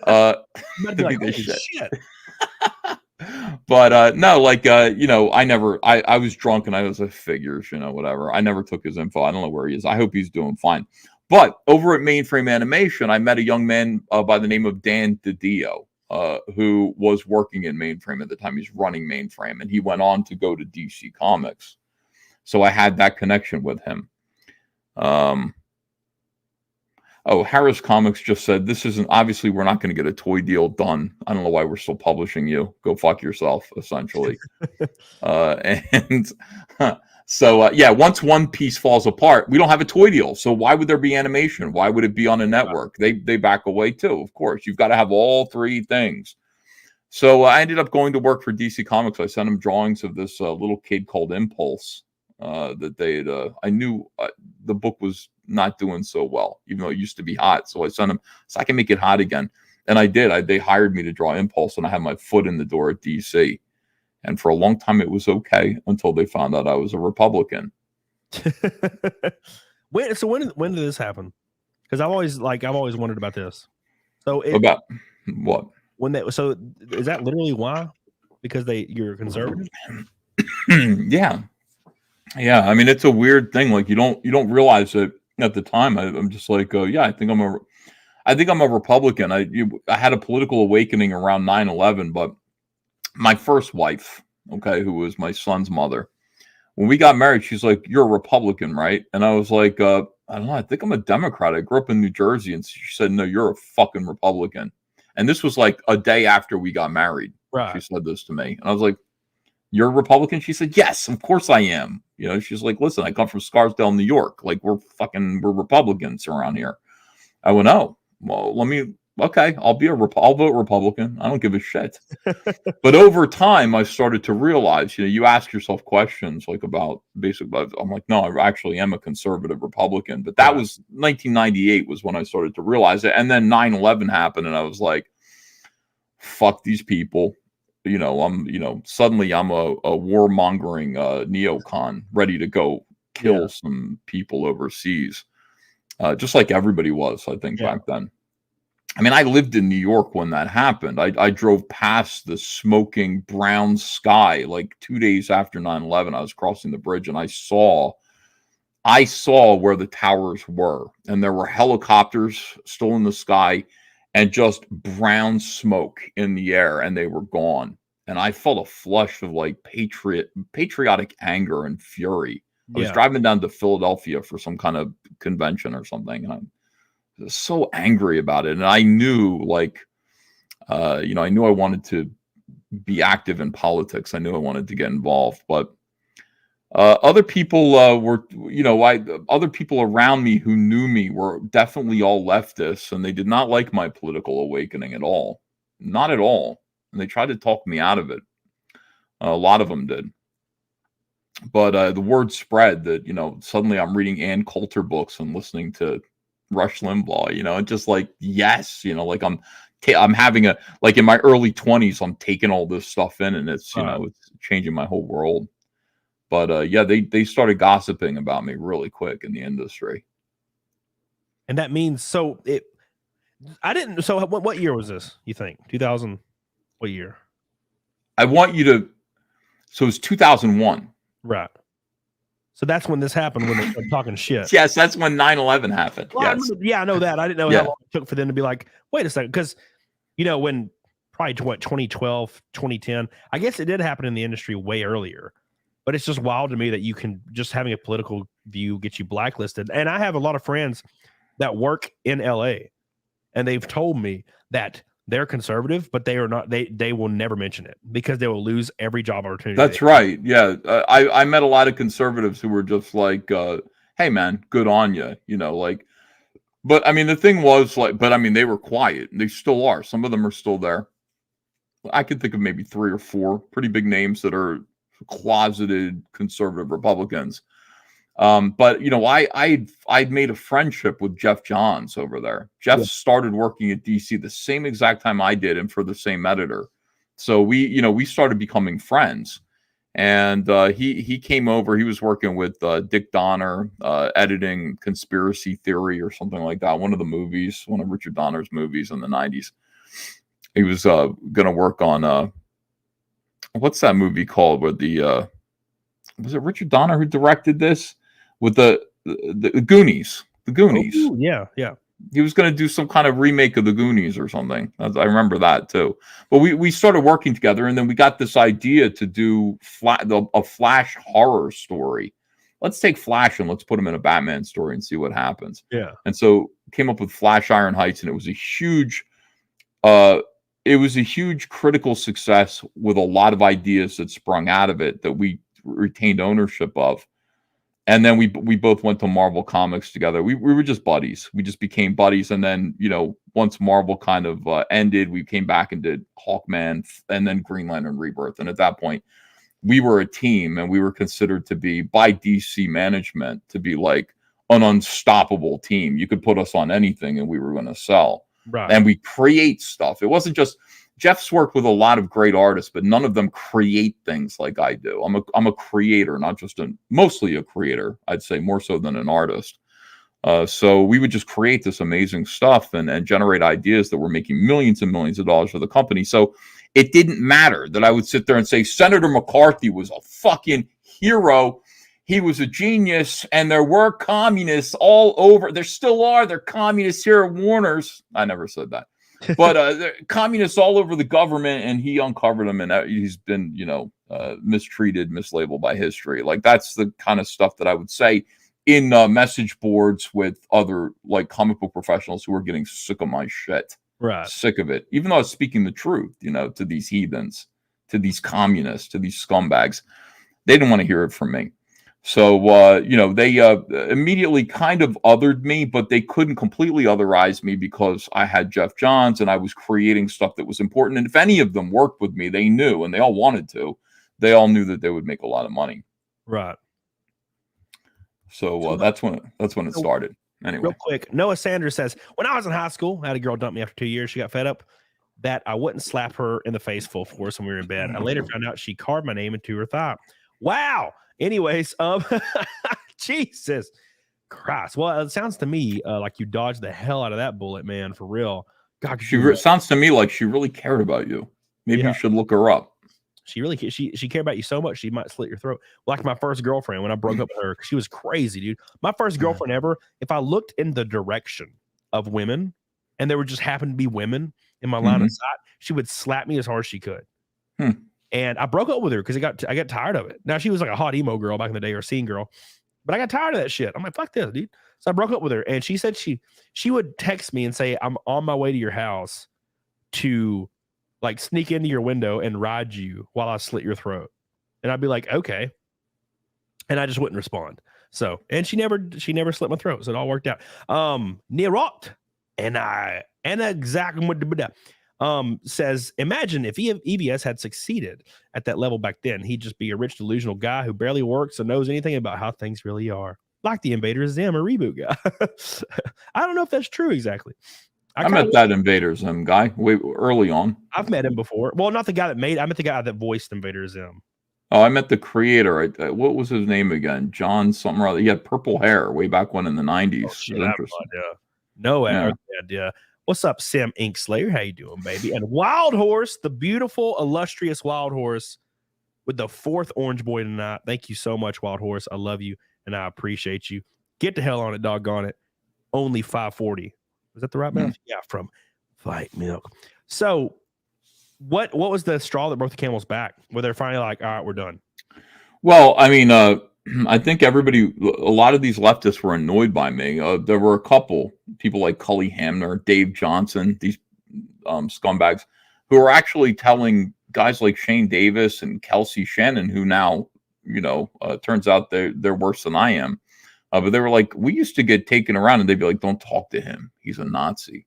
Like, by the way, early Whisper Network, like Ethan Van Sciver's a Nazi. Do not talk to him. Stay away from him for what's good for your career.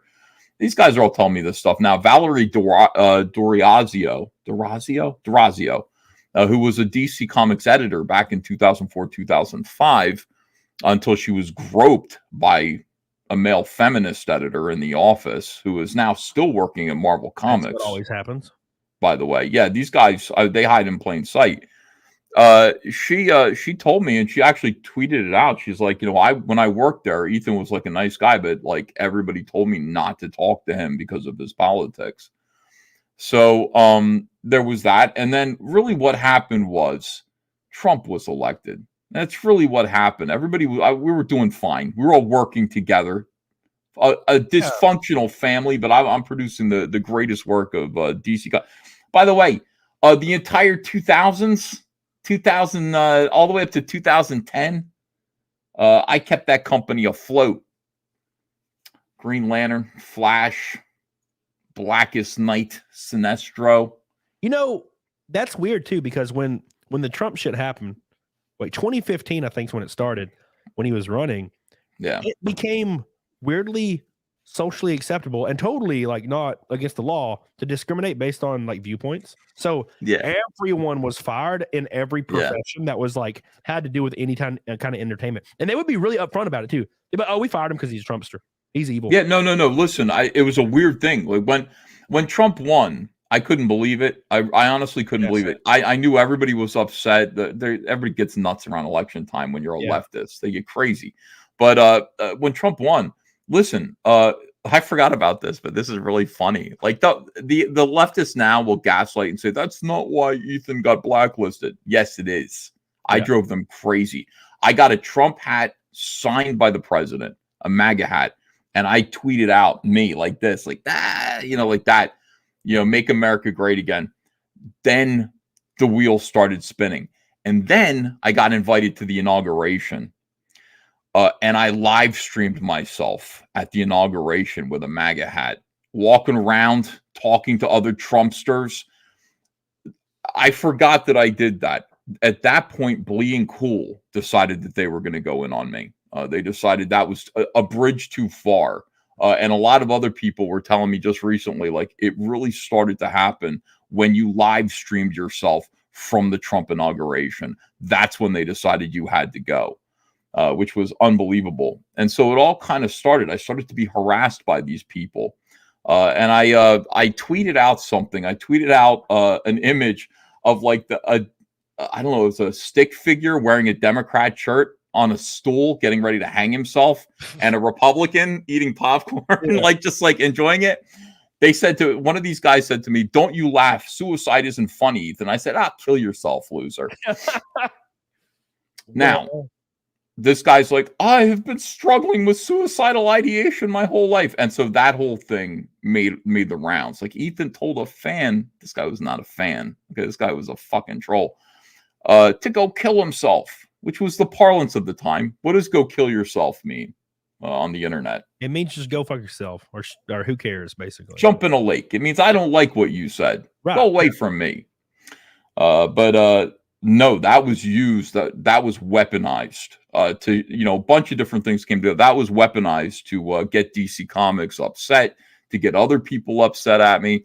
And then over the course of about a year, and by the way, a year when I was working my hardest, because, you know, 16, 17, February of 2018 was when I got the phone call from DC.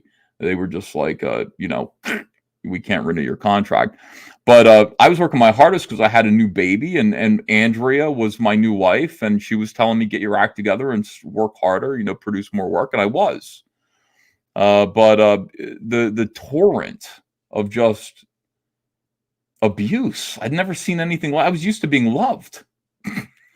Frankly, used to going to conventions and being treated with respect and love. Once they turned on me, they all decided en masse. And then one of these artists sent me an email and just said, how could you do that? Don't you understand? How could you vote? Your vote means that queer people are going to die. Your queer comrades in comics are going to die. Don't you care? And I wrote back and said, no, I don't care. And that got passed around too. You know, it's like, so essentially, that's kind of what happened there. And weird. What? The fact that before this shit in 2015, 2016, before any of that happened, you didn't see people like screaming and crying and like attacking each other. And I think it's the advent of social media, because what people want to do, especially people that generally want to appear morally superior, because that's very important for some people, because a lot of people are extremely like they're basic. So the way they feel like they can make a difference is to appear morally superior to their peers. The advent of social media blew that shit to the roof, where now if I disagree with you, for example, we talked about this earlier.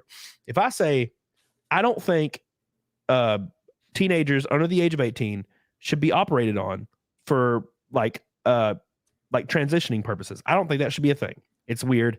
And maybe if you're an adult, sure. But otherwise, I don't think that's okay. And instead of somebody saying, okay, I see your viewpoint and I disagree with you, they see it as you attacking their moral standing on, you know, line, which they see as a personal physical attack on them. Therefore, greenlighting them to get you fired, assaulted, wanted, attacked, because they feel like you physically attacked them because you disagreed with them. Sure, I maybe they do. I don't know how much. I'm pretty sure that's pretty disingenuous. But here's the thing: when you've got some fucking retard sending you an email saying that your belief system means that gay people are going to die, I reject that.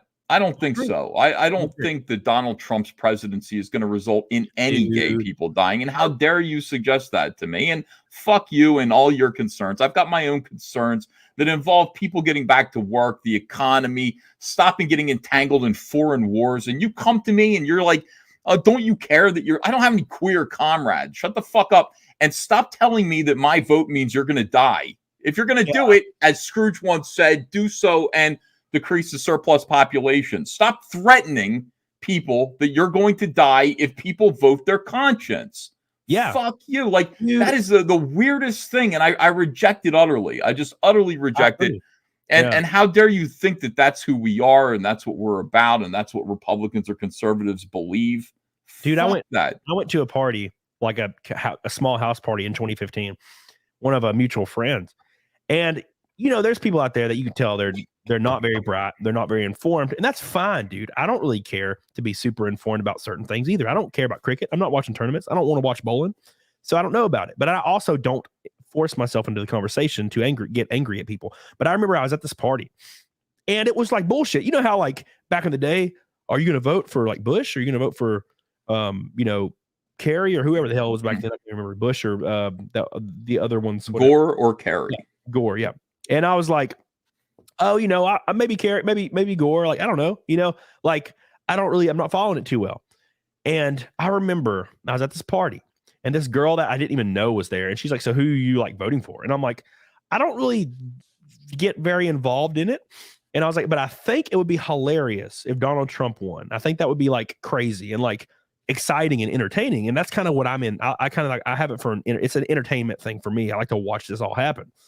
And this chick was like almost in tears. She's like, you don't understand that if he gets elected, black people will be in chains again. And I'm like, are you retarded? Like, yeah, like I can't listen to that. And nobody should. Like, that kind of emotional blackmail from these leftists. You cannot listen to that. We cannot accept that. We have to discourage that. And that should not change one single person's votes. You have concerns. If you're an adult, you have real concerns. And if I could deal with the liberals that I was, we care about the environment. The polar ice caps are melting. No, they're not. But if that's what you believe, then that's fine. That doesn't bother me. Right. Okay. It's just the tax dollars are going to get spent the wrong way. But for the most part, I can be annoyed by and coexist with liberals. This new brand of radicalized leftists decided they could not coexist with anyone who disagreed with them at all. Not at all. And so they decided they were going to, I mean, I could see it happening. I could watch this mobilization to remove me very fast. And the weirdest thing was, while so many things were happening at once, it was really chaotic. But Greg Hurwitz, who was writing Batman, introduced me to Jordan Peterson. Yeah. And this was before Jordan Peterson was Jordan Peterson. He had just come out against, like, he was newly in the news because he basically was saying that I'm not going to use any of these made up pronoun words. I'm not going to do it. You can't force me to do it. And he was writing a book. He had written a book before. This is his second book. And he had seen my artwork because Greg Hurwitz and I were working together, and he asked for an introduction. So I'm talking to Dr. Peterson, and he's telling me, boy, I'd really like you to illustrate my book. I originally wanted art, like just actual paintings, famous paintings in there, but I found out that there's going to be a copyright issue, so we got to come up with something new, and I'd like you to do it. I said to him, I said, I'm really scared, Dr. Peterson. I said, I want to illustrate your book, but I'm scared because I have a child with autism. She was just diagnosed with autism, and I know that I need my job, and I feel these forces surrounding me right now, and I feel like, you know, me illustrating your book is going to push them to push me to lose my job. And I felt like that was going to be the last straw. And he's like, let me get on a Skype call with you. And he just kind of said to me, he's like, Ethan, I'll never, like I said, I told this I was on TimCast, I said this, but I'll never forget these words because they meant everything to me and I think about them every single day.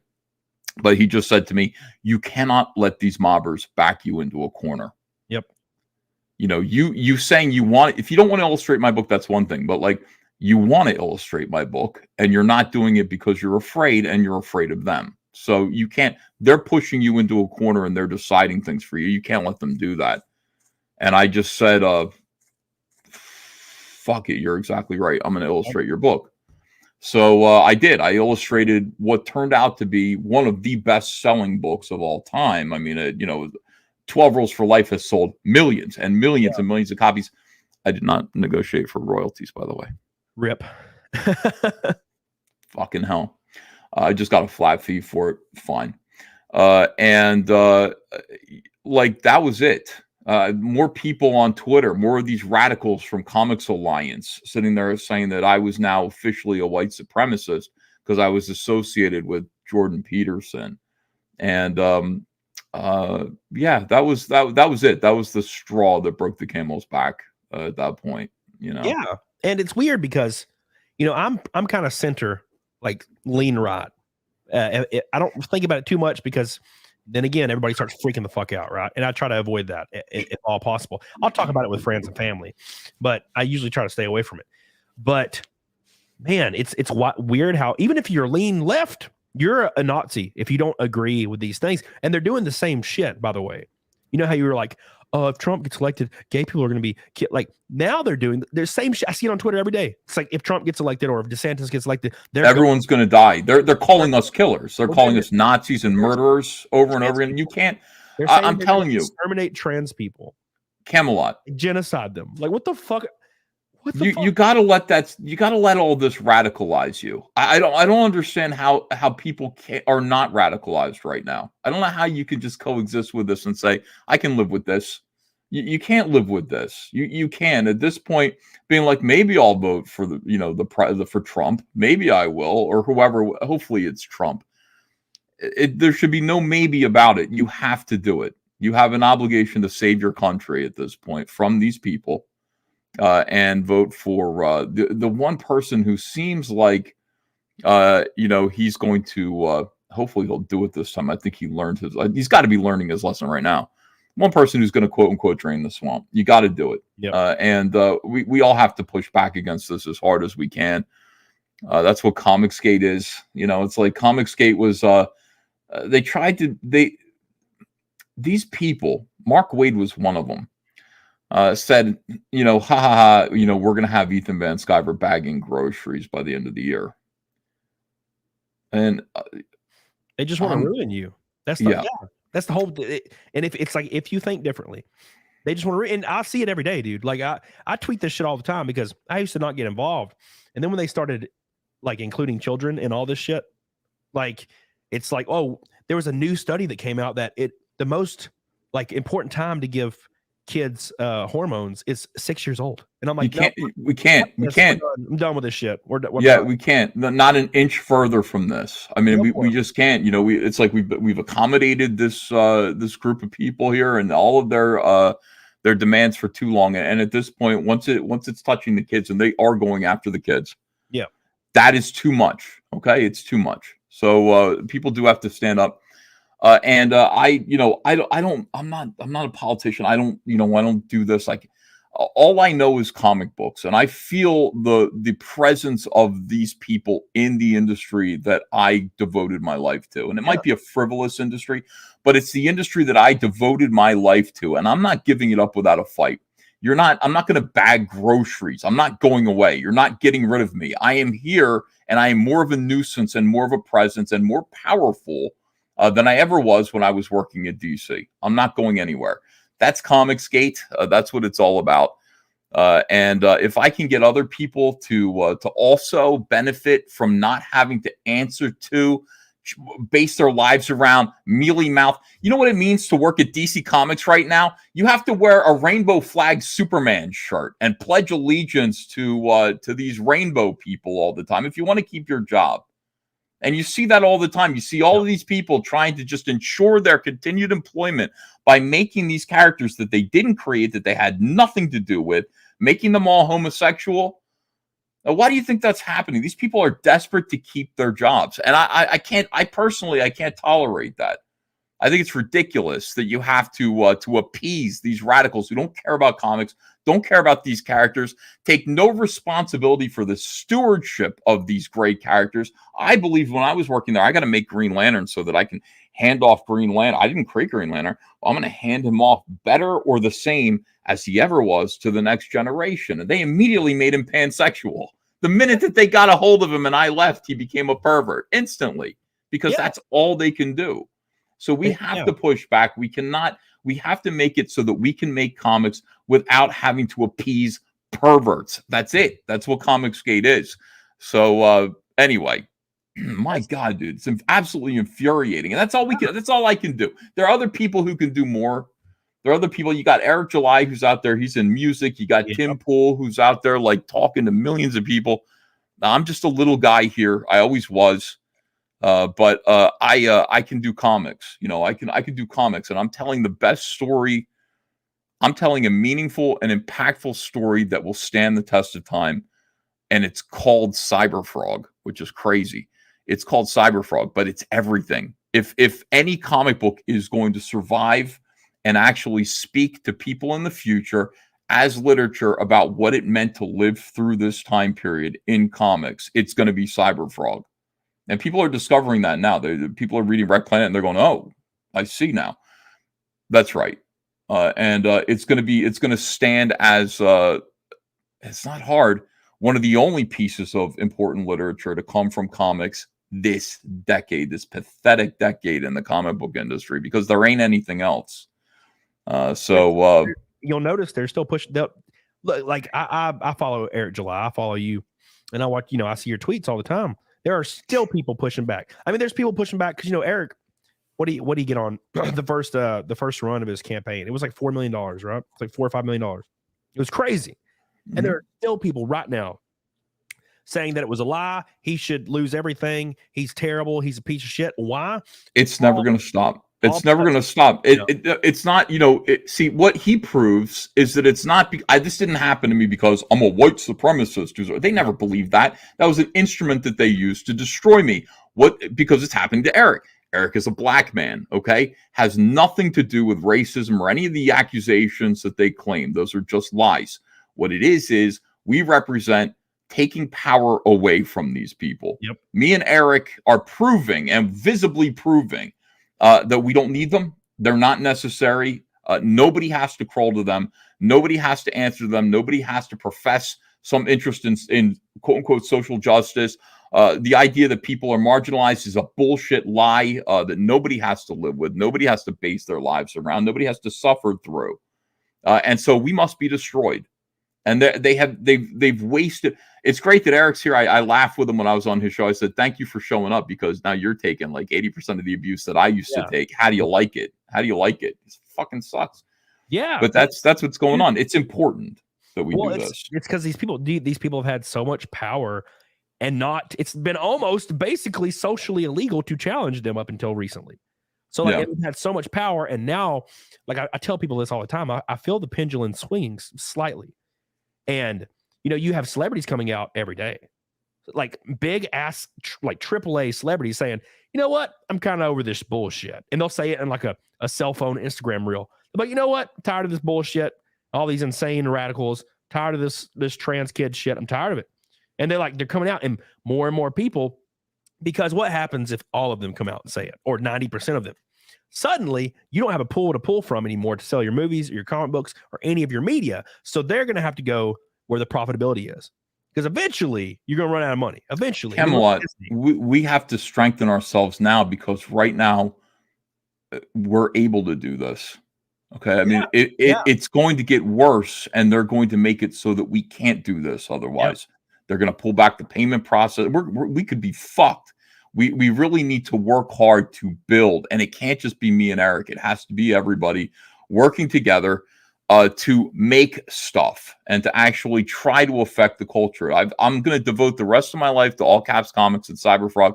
I'll try to help other people. ComicsGate, I own the trademark now. I've had to protect the trademark from perverts who wanted to publish filth with the ComicsGate logo on it. I've had to go to court over that. I'm in a court struggle right now to protect even the word ComicsGate. It's nonstop culture war all the time. Fortunately, I'm married to a wonderful woman who gets it. She understands it. And also, I have an incredible fan base that I am so very grateful for. And I've got God on my side too, by the way. I know that. I can feel that happening all the time. I'm doing the best work of my career now at age 48, when I can barely see. I have to wear big spectacles to draw, because I'm getting older. But I mean, I'm doing the best work of my career now, and it's not because I'm a wonderful, amazing creator. I mean, that too, but because I really do believe that God is guiding me now. Those of you who aren't religious, bear with me. And you're inspired, because you have this freaking giant monster to fight, And to be honest, when I see you doing well in your campaigns, and I see Eric doing well, kind of like inspires me. I'm like, maybe, because a few years ago, it felt like the end of the world, like 2017, 2018, 2019. Especially when COVID came around, And people were like actively on Twitter saying that anybody that refuses the vaccine needs to be put in. That was crazy. We're in a weird time, dude. Keep in mind, Ethan, they claim that never happened. There's people right now on Twitter be like, that never happened. No one ever told you that you would be fired. No one ever made you do anything. And I'm like, here's 90,000 messages of evidence. And they're like, fuck you. And you're like, what the fuck? No. There was shit happening. People wanted you to die. They're like, oh, you didn't get the vaccine? Well, I can't wait to hear and read the article about you clutching and not being able to breathe, begging for the vaccine. I saw an article every day, Ethan. I saw an article every single day from major news publications saying they couldn't wait to watch people gasp for their last breath, begging for the vaccine. You remember that shit? Well, possessed by the devil. I don't even know what else to say. That's satanic, utterly satanic. Noah Sanders says EBS is a damn legend. The emotional electromagnetic spectrum is one of the best changes to the GL canon. Have you got any plans to work with Eric July and Rippaverse? Any tips for character designers? Oh, it's just a good question. Yeah, well, Eric and I, you never know. Let me just put it that way. As for tips for character designers, look around for inspiration all around you. It'll hit you. Don't think about superheroes and what you've seen before. Try to come up with something unique and original, even if it's from a nightmare you had. Because some of my best ideas have come from bad dreams that I've had. Yeah. Something like Carousel from the Sinestro Corps was from a dream. So inspiration's everywhere. Try to be original. Nerot says ComicsGate needs to get Ben Shapiro, Elon Musk, Temple, and Ian to finance an animated series. Well, doesn't the Daily Wire or somebody put out movies? Isn't there? They have a movie studio, right? Am I wrong? Yeah. So I mean, they could do something like that. Rob Ferg says, "Why do you have a pedo shirt on? Please burn it." I love Michael Jackson. There is no evidence he ever did anything wrong, and if he did, he's dead anyway. But yeah, Thriller is a great album, man. I can't. Come on. I love Michael Jackson too, man. That's a struggle. Noah Sanders says, "You wear that shirt, Cody. Don't listen to Rob." Well, this is funny. Everybody's just talking to each other. The Toronto mayor is probably back on the crack. Oh, rest in peace. Let's scroll down for just one moment to pick up the next two. Then we'll talk a little bit more. Man, this has been a great discussion. Usually people are, they don't want to talk about that kind of stuff. And I like talking about it. EBS asked Tim or Brett to invite Cody on Pop Culture Crisis and TimCast. He would be a great guest. We need all the combo. I feel like Tim would be really offended at talking about smashing pissers for 3 hours.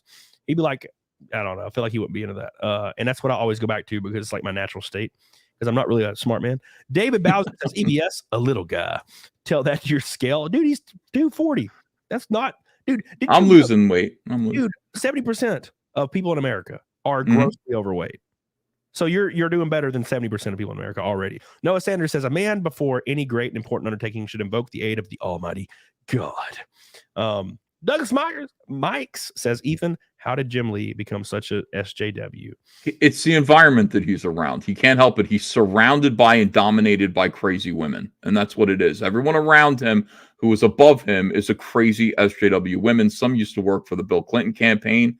Dee Dee Myers, Diane Whelan Nelson, any number of just cat piss stinking witches with too much money.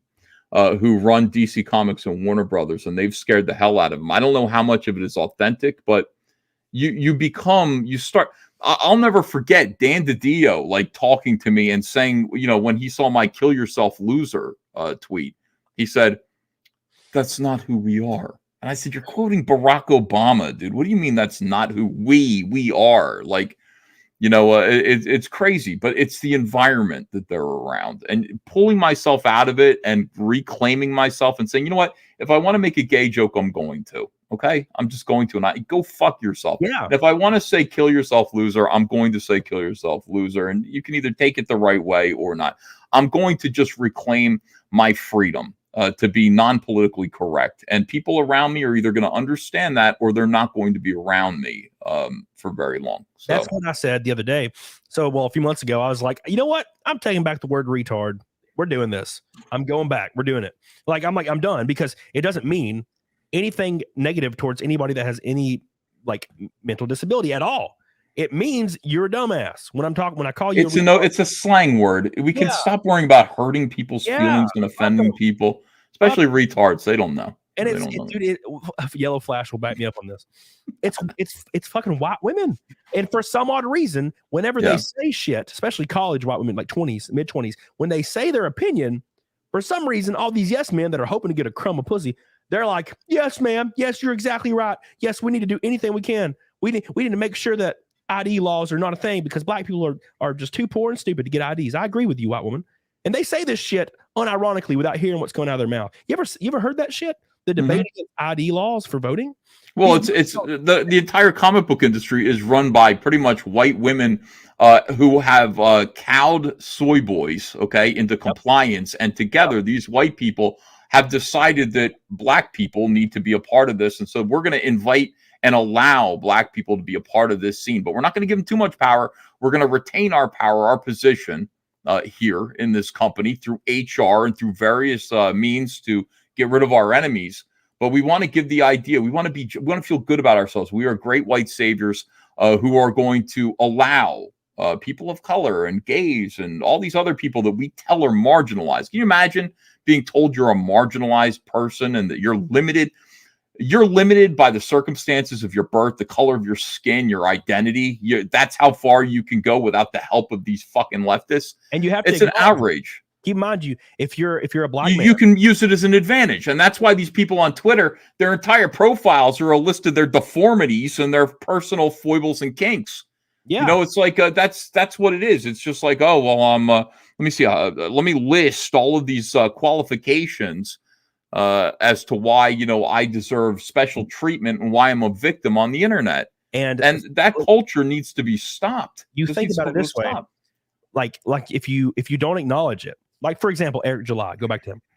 He'll tell you all day that everything in his life happens, negative or positive, because of his own doing. He owns that shit. He does what he needs to do to be successful, and he blames no one. And and you'll see the people that are pissed at him on Twitter are white women and white dudes that are bald little frumpy white dudes that have their little glasses on. And they're like, you need to acknowledge that you're privilege. I have privilege over you, and you have to acknowledge that, that black people are just in a terrible place. And if you don't acknowledge that, you're an Uncle Tom.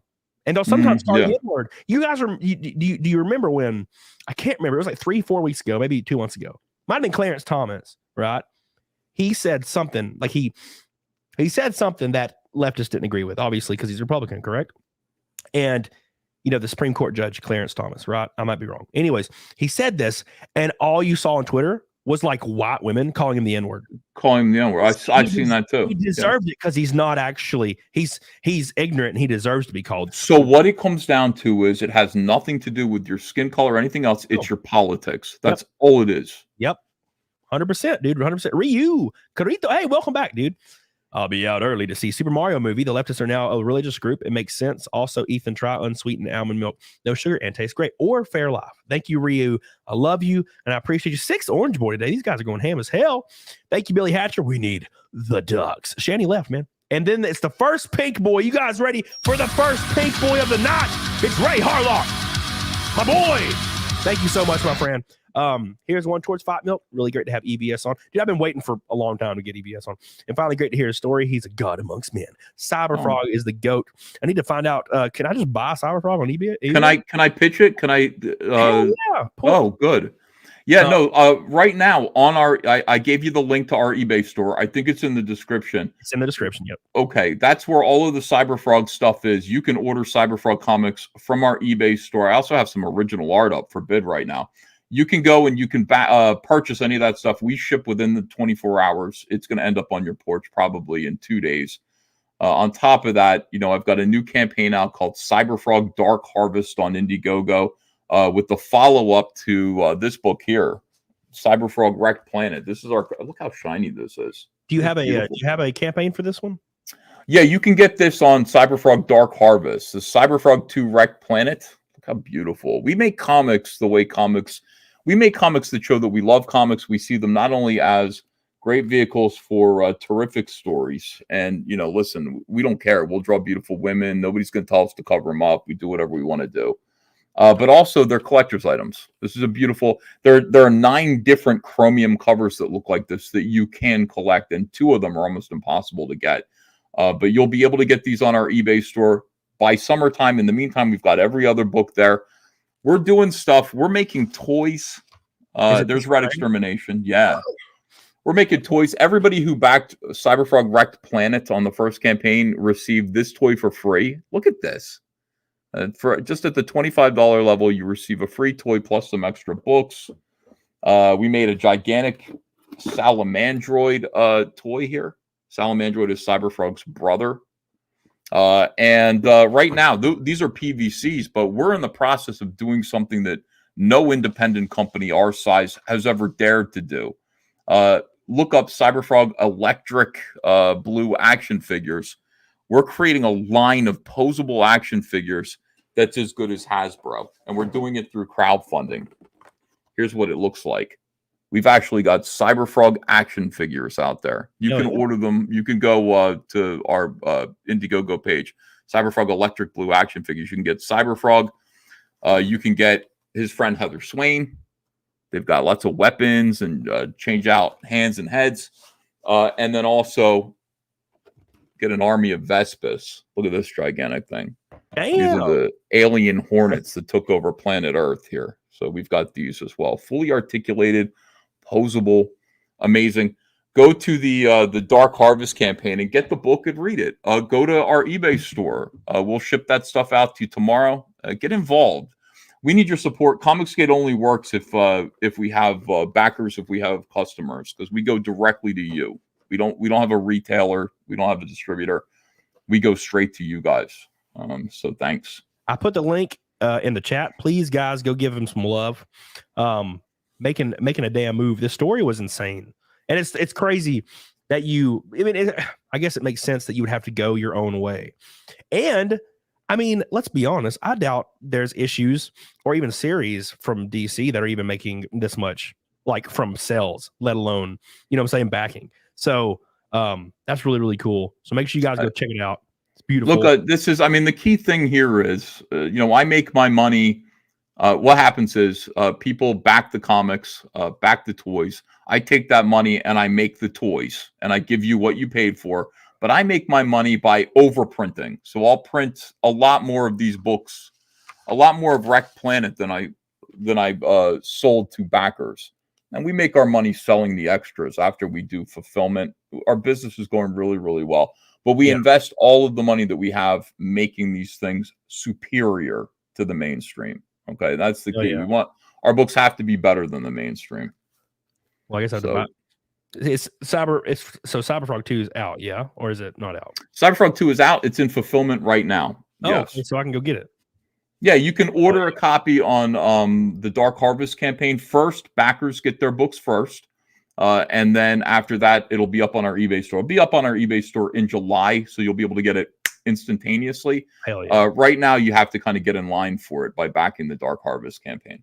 Hell yeah. I was like, man, I wish I had that right now so I could freaking read it on my flight tomorrow. Grifty, another great guest. You're knocking it out of the park. Thank you, man. I'd be sad without CamelCast. Well, I appreciate that. Rob Ford, Michael Jackson. Yes, Rob Ford. You've already said this. And yes, it is. It's Thriller. All right. It's a great album. It's got a lot of great songs. I think PYT's on that bitch too. Love that song. Human Nature.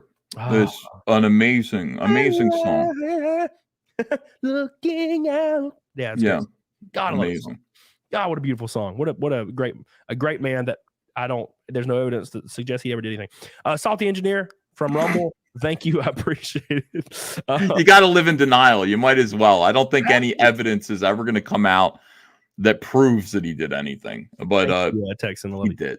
It was some things going on, some stuff, but I could separate it kind of. Thank you, Ghost Meteor and Locals. I love you. God, there's so many Locals tips I didn't even see. Can't watch the stream because I'm at work. Love you, Ashley. Fire PA says, question for EVS. No, it disappeared. Whatever happened to the lawsuit where the guy took the ComicsGate name and made the creepy ass pedo comic? Okay. So we got two different lawsuits with that gentleman. First of all, this has been insane. I got to say, ComicsGate has been the most insane fight of my life. The way that we're treated for just trying to be able to make comics outside of the mainstream, outside of people's controls, is insane. One individual decided that what he was going to do was he was going to file to trademark the word ComicsGate that I was already using in commerce. And then he was going to go and DMCA strike everybody who used the word ComicsGate. He was going to decide who got to be ComicsGate, and he was going to put it on comics. And he put it on a comic book that he put it on a comic book that I gotta say, ComicsGaters would be very unhappy to be associated with. Right. I think I can say that. Now, I said something worse than that before, and he's suing me for defamation for that. That's in court right now. He's going to lose. We are countersuing him for trademark trademark violation. No, trademark infringement. What's it called? Piracy, something like that. I can't remember. My lawyers got it. Okay, but we are suing him because he intentionally knew that he didn't have a right to the trademark, and he filed for it and then put it into commerce anyway. Millions of he's got dozens of books with the ComicsGate logo on them. His ComicsGate logo are still on eBay. We're suing him for that, and we're entitled because the trademark and copyright board actually did assign it to me. It's officially mine now. So we are counterfeit. Thank you. Trademark counterfeit. That's the word that I'm looking for, which comes with a penalty of $2 million per instance. So we're suing him for something close to like $40 million for what he did. It's going to be crazy. That's the countersuit. Good. Carrie Davidson said, so the Cyber Frog figures from last October have been shipped, question mark? No. They're being shipped to us right now. At this moment, they're on a boat. They're on their way over to our warehouse, and then we will begin fulfillment of those this summertime. We've got everything. We've got the frogs. We've got the Vespis all approved. There's one little delay with Heather Swain. There have been a couple. We finally got her face. The first time they painted her, she looked like something out of the dollar store. I was pissed, and I fought to get every aspect of her makeup correct. Now she looks pretty banging. So that's good. One problem is the wrists are fragile. So we had them go back and change the joint in her wrists. That's currently being done, and then she's going to go completely into production, and we should have that also in time for shipment this summertime. That's what we're looking forward to. Thank you, Carrie. I love you. I appreciate you. I'm taking back the word that I can't say on YouTube. But yes, that was the same thing. It was the same thing as retard back in the day. Michael Bancroft says, my first ever Camelot stream fun stuff by Sciver Frog. Yeah, dude. Hell yeah. Bancroft read it. He read it already. So he gave it a good review. Ashley, thank you for your super chat. I appreciate you, baby. I got your one in locals as well. Yeah, dude, it's wild. It's wild that it's come to this. And there's a part of me, because like I said earlier, the pendulum's like swinging, right? And I'm afraid that corporate America is going to try to weasel its way back into, this shit, right? Well, obviously, if they wanted to do anything Cyber Frog, they'd have to give you an ungodly amount of money, right? But it's not for sale. Cyber Frog belongs to my family, and it belongs to ComicsGate. If we do a movie or a TV show or a video game, it's going to be done through crowdfunding with this community. I wouldn't even do it through Daily Wire. Okay, it's going to belong to us. There will be no deal made. The only people who are going to be able to sell it off will be my children when I pass. I will leave it to them if they want to sell it. God damn it, to Disney or to I'll leave it something to my will that says anybody but Disney. Okay, but crazy offer. For Cyberpunk, a couple of little offers. Not yet. It's not. We've only just released the second installment. By the time the fourth installment is out and the movie, quote unquote movie, is complete of the story, we're gonna hear some stuff, and we're going to distribute it through some mainstream outlets. Once it's finished, I'm going to make a little manga book of it, a collected edition, and then a really nice bigger edition. I will put them in comic book stores, Barnes and Noble. And make it widely available everywhere. So you're making a movie? Is it like animated or is it? Well, I'm not doing anything yet. It's way too early. Let's get the story finished. We need the first 4 books done before we talk about that. Well, damn. And what would be your goal? Like animated or like live action stuff? Both. Like look at the turtles. You know what I mean? Like you'd want to be able to. I would think like CGI with live action or just complete CGI would be probably preferable, Yeah, kind of like the what was those movies back in the day that were actually good? Like Resident Evil Degeneration, I think, was a CGI movie that was pretty good. Other than not like the current movies that come out in the live action. So bad. the current Turtles movie with the Black April O'Neil. Say what you want. I like the look of the movie. I mean, obviously it's soy and weird, but look at the movie looks cool. I mean, something like that would be fun. I'd be looking at different kinds of animation, but right now at this point, it's just important that ComicsGate have its properties. ComicsGate, the people who are actually putting their money down are producers. These guys give me $25, $35, whatever it is. Some of them $200, some of them more. And just sit back and wait for me to do the book. And those people deserve all kinds of respect because they made this happen. They let this happen.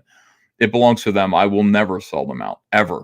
I'm just not going to do it. Now, Ava or Hunter, they might sell you out, but that's going to be their birthright. Until then, and I'm going to live for a long time. Don't you worry. You're not going to pull a George Lucas. Did you speaking, this is kind of a segue. Did you see, I'm sure you saw today, but how I just feel like they don't even give a shit anymore. Like they put Lizzo in it with Jack Black and she can't act at all. Sounds like she's standing in front of the class and reading poorly because she was called on. And it is awful. It is absolutely awful. What were they thinking? They don't. It's a joke. The whole thing's a joke. Lizzo looks ridiculous. Star Trek already tried to do that with what's her name, the failed attempted governor of Alabama, Georgia. Yeah, that didn't work out. Yeah, like silly. I just wonder who is up there. Who is up there making decisions like, you know what? For this episode of Mandalorian, I think we should have Lizzo. Like, no. It's just at this point, it's just outrage forming. It has to be. Yeah, I think Lizzo probably came forward and said, "I love Star Wars. I'd like to be in." And they made a role for her. And it's just weird. Like it's like people see that and go, "That's Jack Black. That's Lizzo." That's it'd be great to have more kind of obscure faces in there. That Star Wars has always been, it seems like, a star maker and not really somebody who farms already pre-existing stars until George Lucas started giving roles for the prequel trilogy to anybody who wanted to impress their kids. I do love Liam Neeson though. I do love some Liam Neeson. Raza Ghul says I will back a Cyberfrog game or Wrath of God game. Wraith of God by Aaron Lopresti, on Indiegogo. Please check that out. Sim Ink Slayer says Star Wars is dead. Check out Natverse #2, the most badass mature space fantasy series on Indiegogo by yours truly. Is that you, Sim Ink Slayer? Is that you're working on that? Hell yeah, dude. Ron Crossman says Wrecked Planet is the best work yet. The art is beautiful and the story is great. Looking forward to the Red Extermination. Keep up the great work. Thanks, Ron. Like you said, you're doing the best work of your career right now. Well, we got a story to tell, and that's what it is. I mean, Cyberfrog is it's funny to hear people on the leftists are like, it's a Battletoads, right? You guys haven't read it. You don't know what it is. Yeah, it ain't Battletoads. It ain't anything like that. It's like a worse version of Battletoads. And I'm like, what the fuck are you talking about? Why? Because there is a property that exists of a toad that walks around and punches. So that's just what you go to. That's like saying Terminator and Rambo are ripoffs of each other. It's like, what? They're not even kind of similar. Yeah. RoboCop and Terminator or something like that. I understand. One's a video game property that's silly. Cyberfrog is not silly. It's just the book is not so. It's really like a deep kind of people call it layered, meaningful comic book that's about family friendship. It's about knowing what your duty is to the people that you love and the people around you, and it's and also in spite of whatever abuse you take for it, standing up for what's right. So it's a good book for if you. There's some violence, there's some gore in it, there's no sex, there's no bad language, so it's okay for your kids. And I think it's got a good message to it that isn't ham-fisted at all. Yeah, that what that reminds me of when you say there's a character that has to do what he has to do for his family. People were mad, critics were mad when Avatar 2 came out because Jake Sully in the movie, which is like the father and the man, like the main character, was just a badass. And he just took care of his family and tried to do everything he could to keep them together and did everything he could. And he wasn't like a bitch. He didn't get the shit kicked out of him. He was a badass the entire movie. It's like Top Gun Maverick. People were mad because Tom Cruise, it was just toxic. It was just toxic because Tom Cruise was a badass.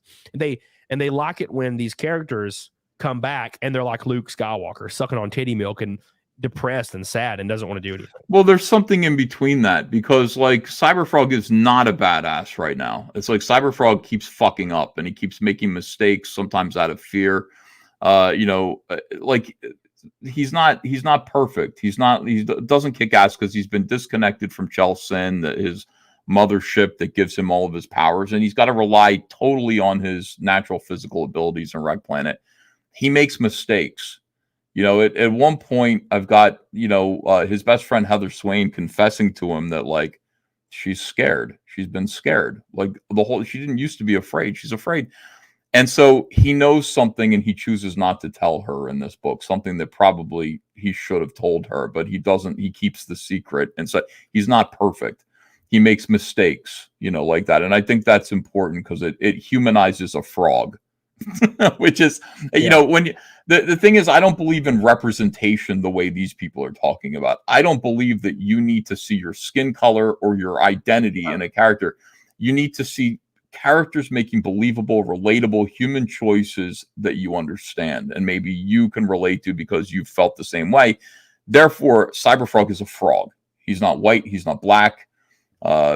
He's just a frog guy. I think that's what representation is. Peter Parker, people loved him because they could relate to him because of the choices he was making.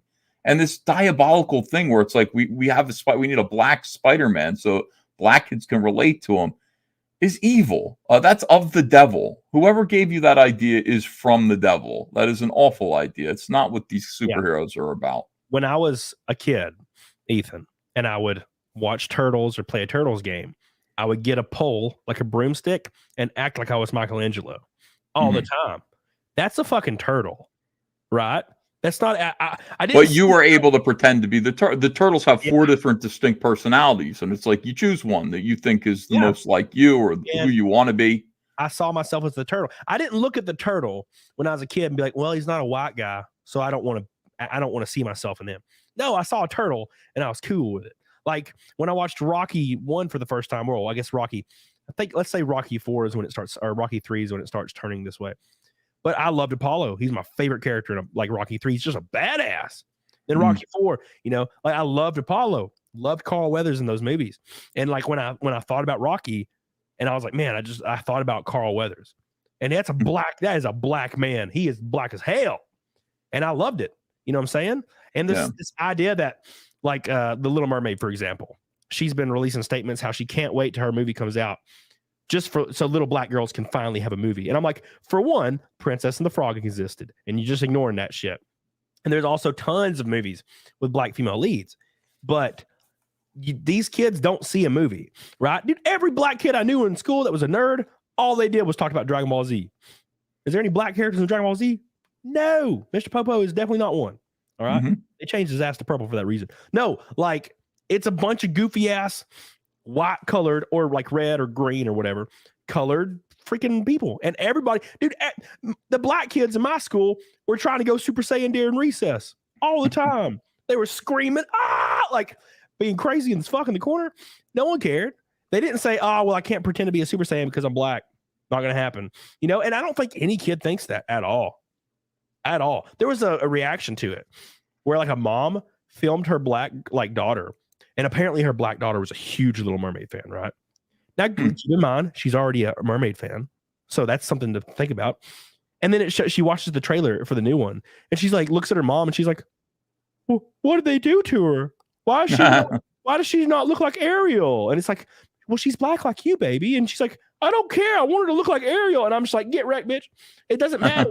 Kids don't see that shit, dude. They don't give a And you don't want them to. Do you want to awaken a racial pride in your children? I don't understand what the point of all this is. It's bizarre. Dude, I remember when I was a kid, real quick, Rob Ferd, I love you. Dude, I don't give a damn. You can make fun of anything if you want. I love you. I appreciate your orange boy. I don't mind you making fun of me. Carrie Davidson says, I'm excited to get these Cyber Frog figures. Have to check out the book. Hell yeah, Carrie. I love you and I appreciate you. She's all over the damn Cyber Frogs. Dude, I need to get it too. I need to get the book and read it because I love that shit. I I read through like I remember when the first time I ever found Preacher. I read like the first book, and I was like, huh. So I bought all the other 9, and I just read them straight, like sitting in my bed for like a week. I just read them. I was just going through every damn one of them. So yeah, I love that shit. But yeah, dude, when I was a kid, I didn't give a shit. I remember I had this friend, he's a black kid, right?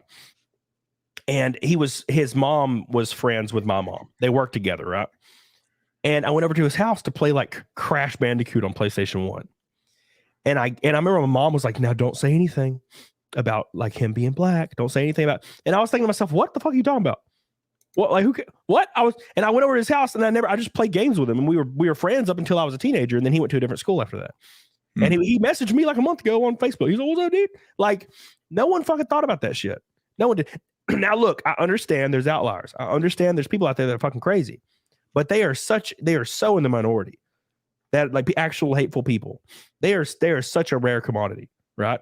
So like, it's so ridiculous to me that it's inherently racist. For example, I remember seeing articles saying if you don't like Wakanda Forever, you're a racist.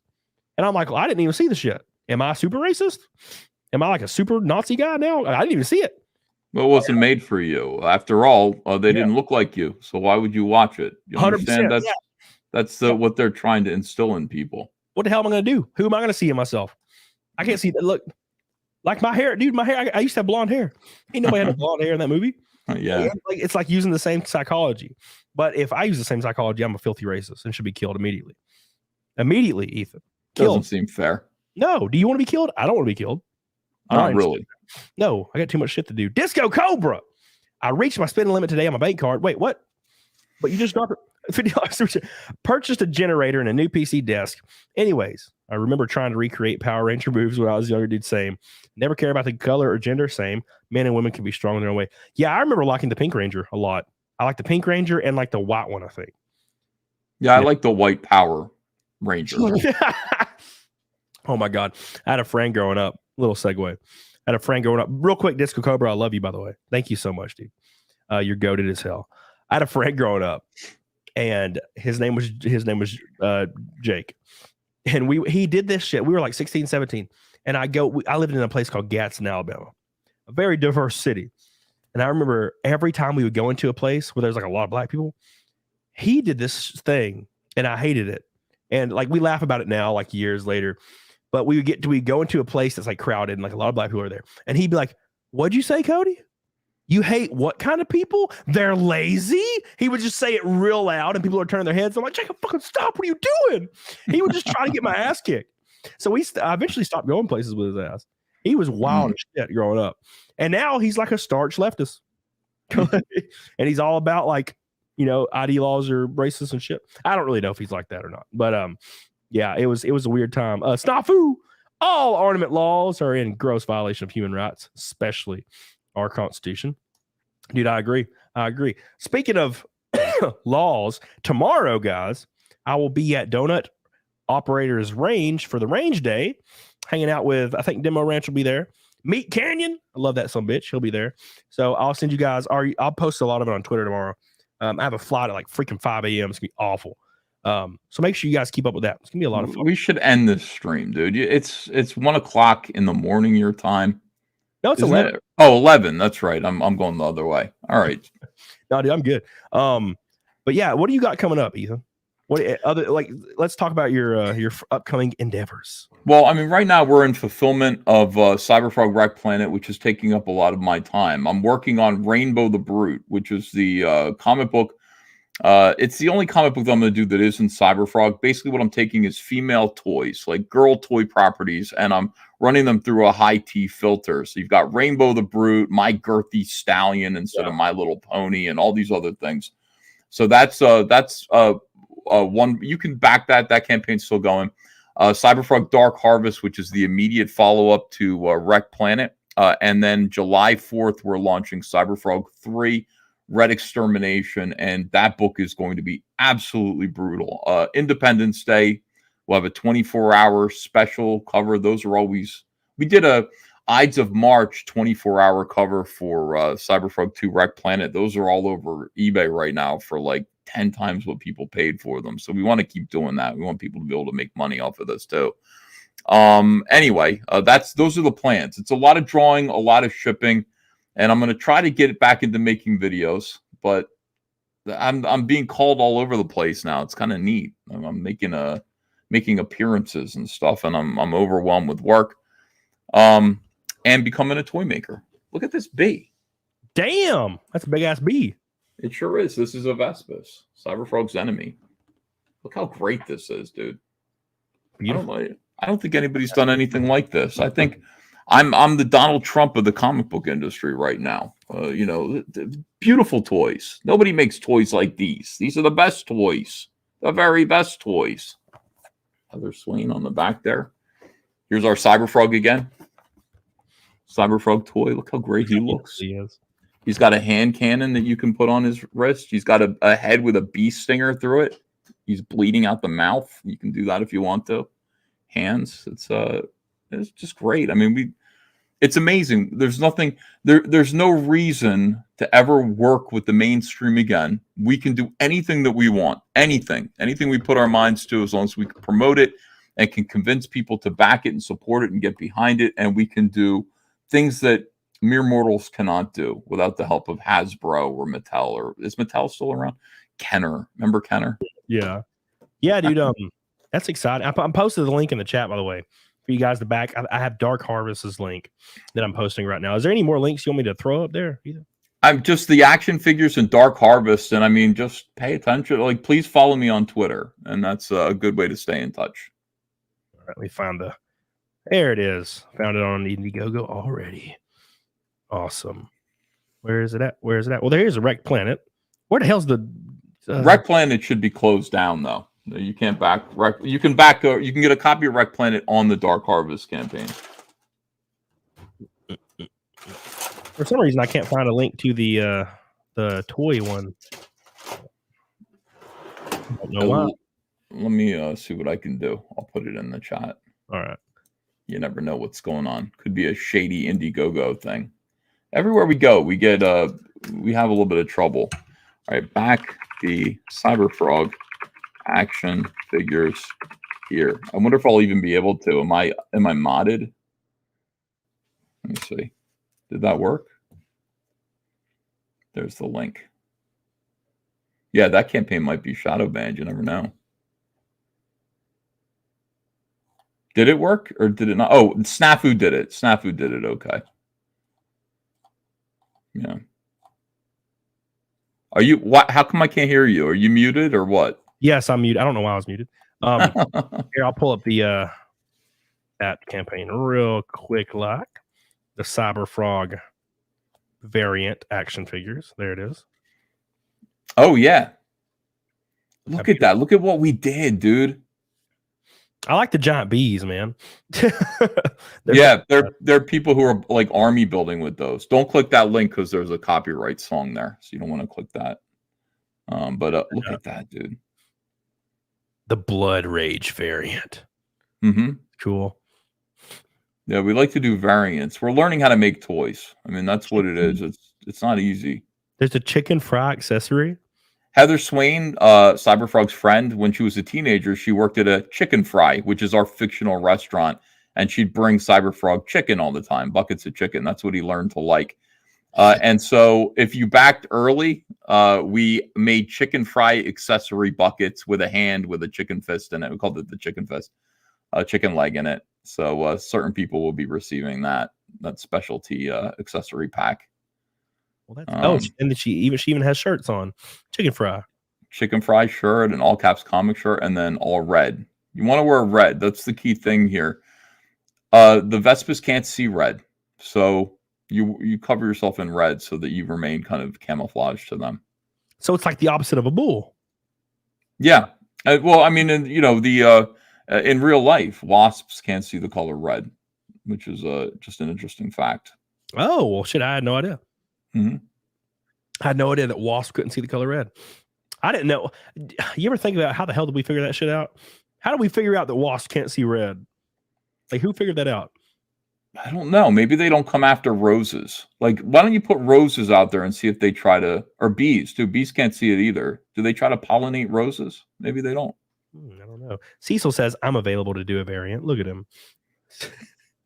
You're not available right now, Cecil. You're fulfilling cash grab, aren't you? Yeah. He's over there like signing thousands of comics. He drove to Chicago and then he drove back and then he drove again. And every time I talk to him, he's like, yeah, I'm driving across the country. And I'm like, what the hell are you doing, Cecil? Why are you driving everywhere?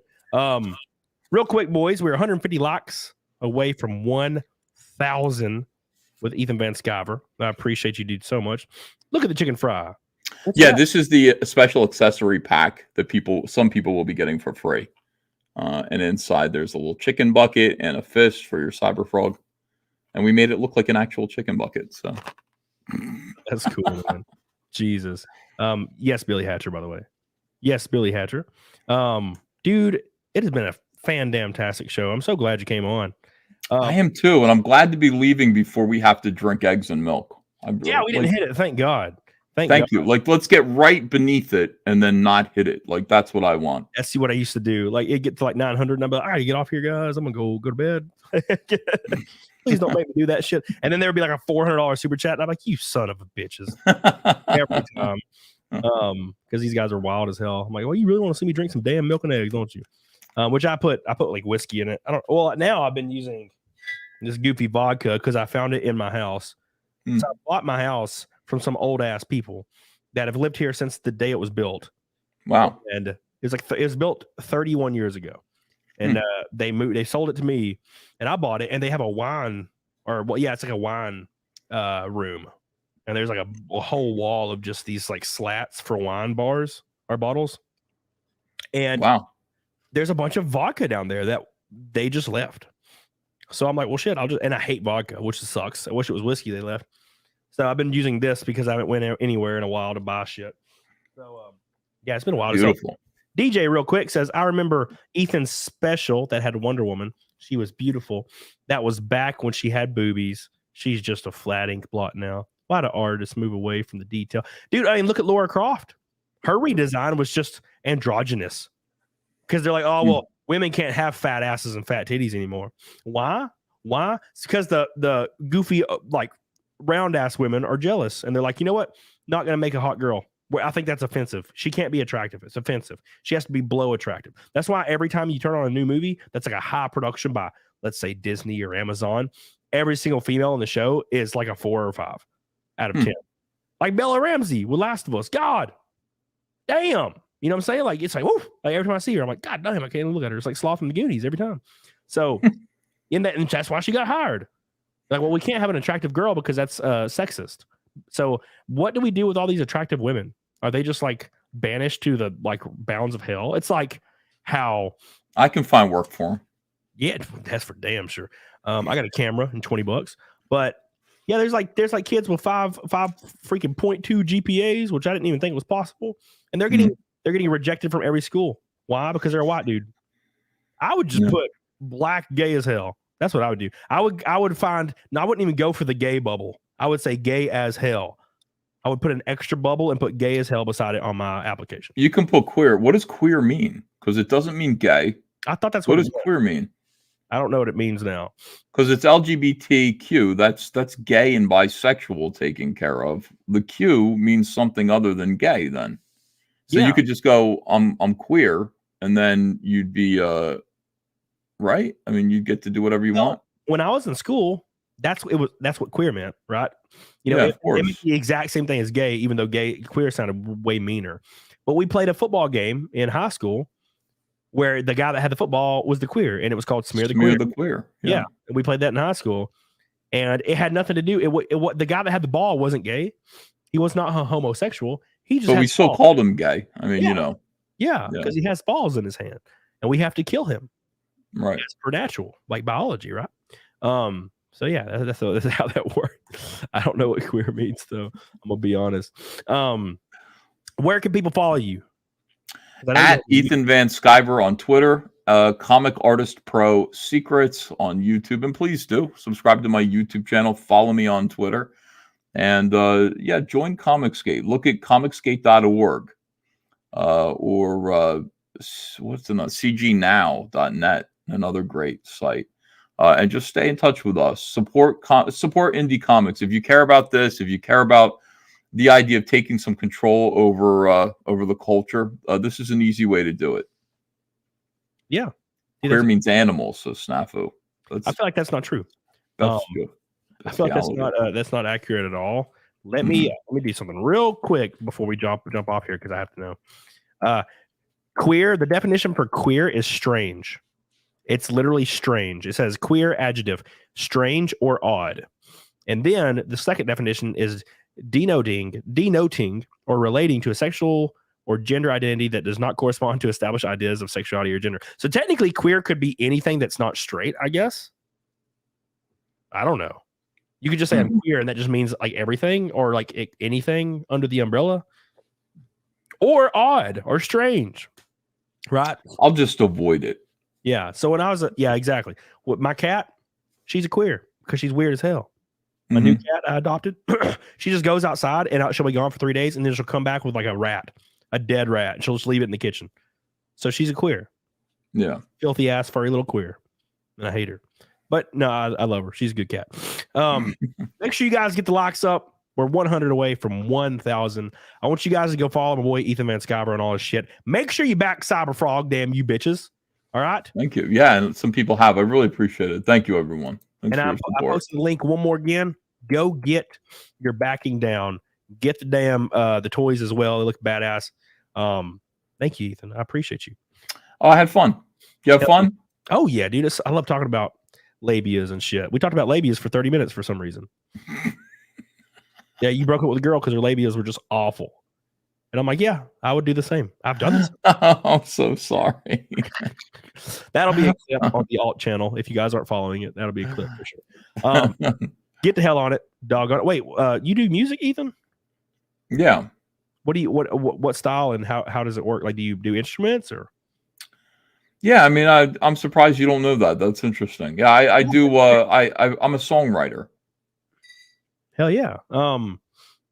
Yeah, why did I not know that? I play piano. I play a little guitar, but not very well. But I play piano pretty well. Yeah. Yeah, I have a grand piano in my sitting room, and I play it every damn day. Do you? Every single day. Yeah, love it. So yeah, I don't know why I didn't know that. You would think that would be like a common interest that we could have talked about. Pianos, shit, Steinways and Sons. Yeah.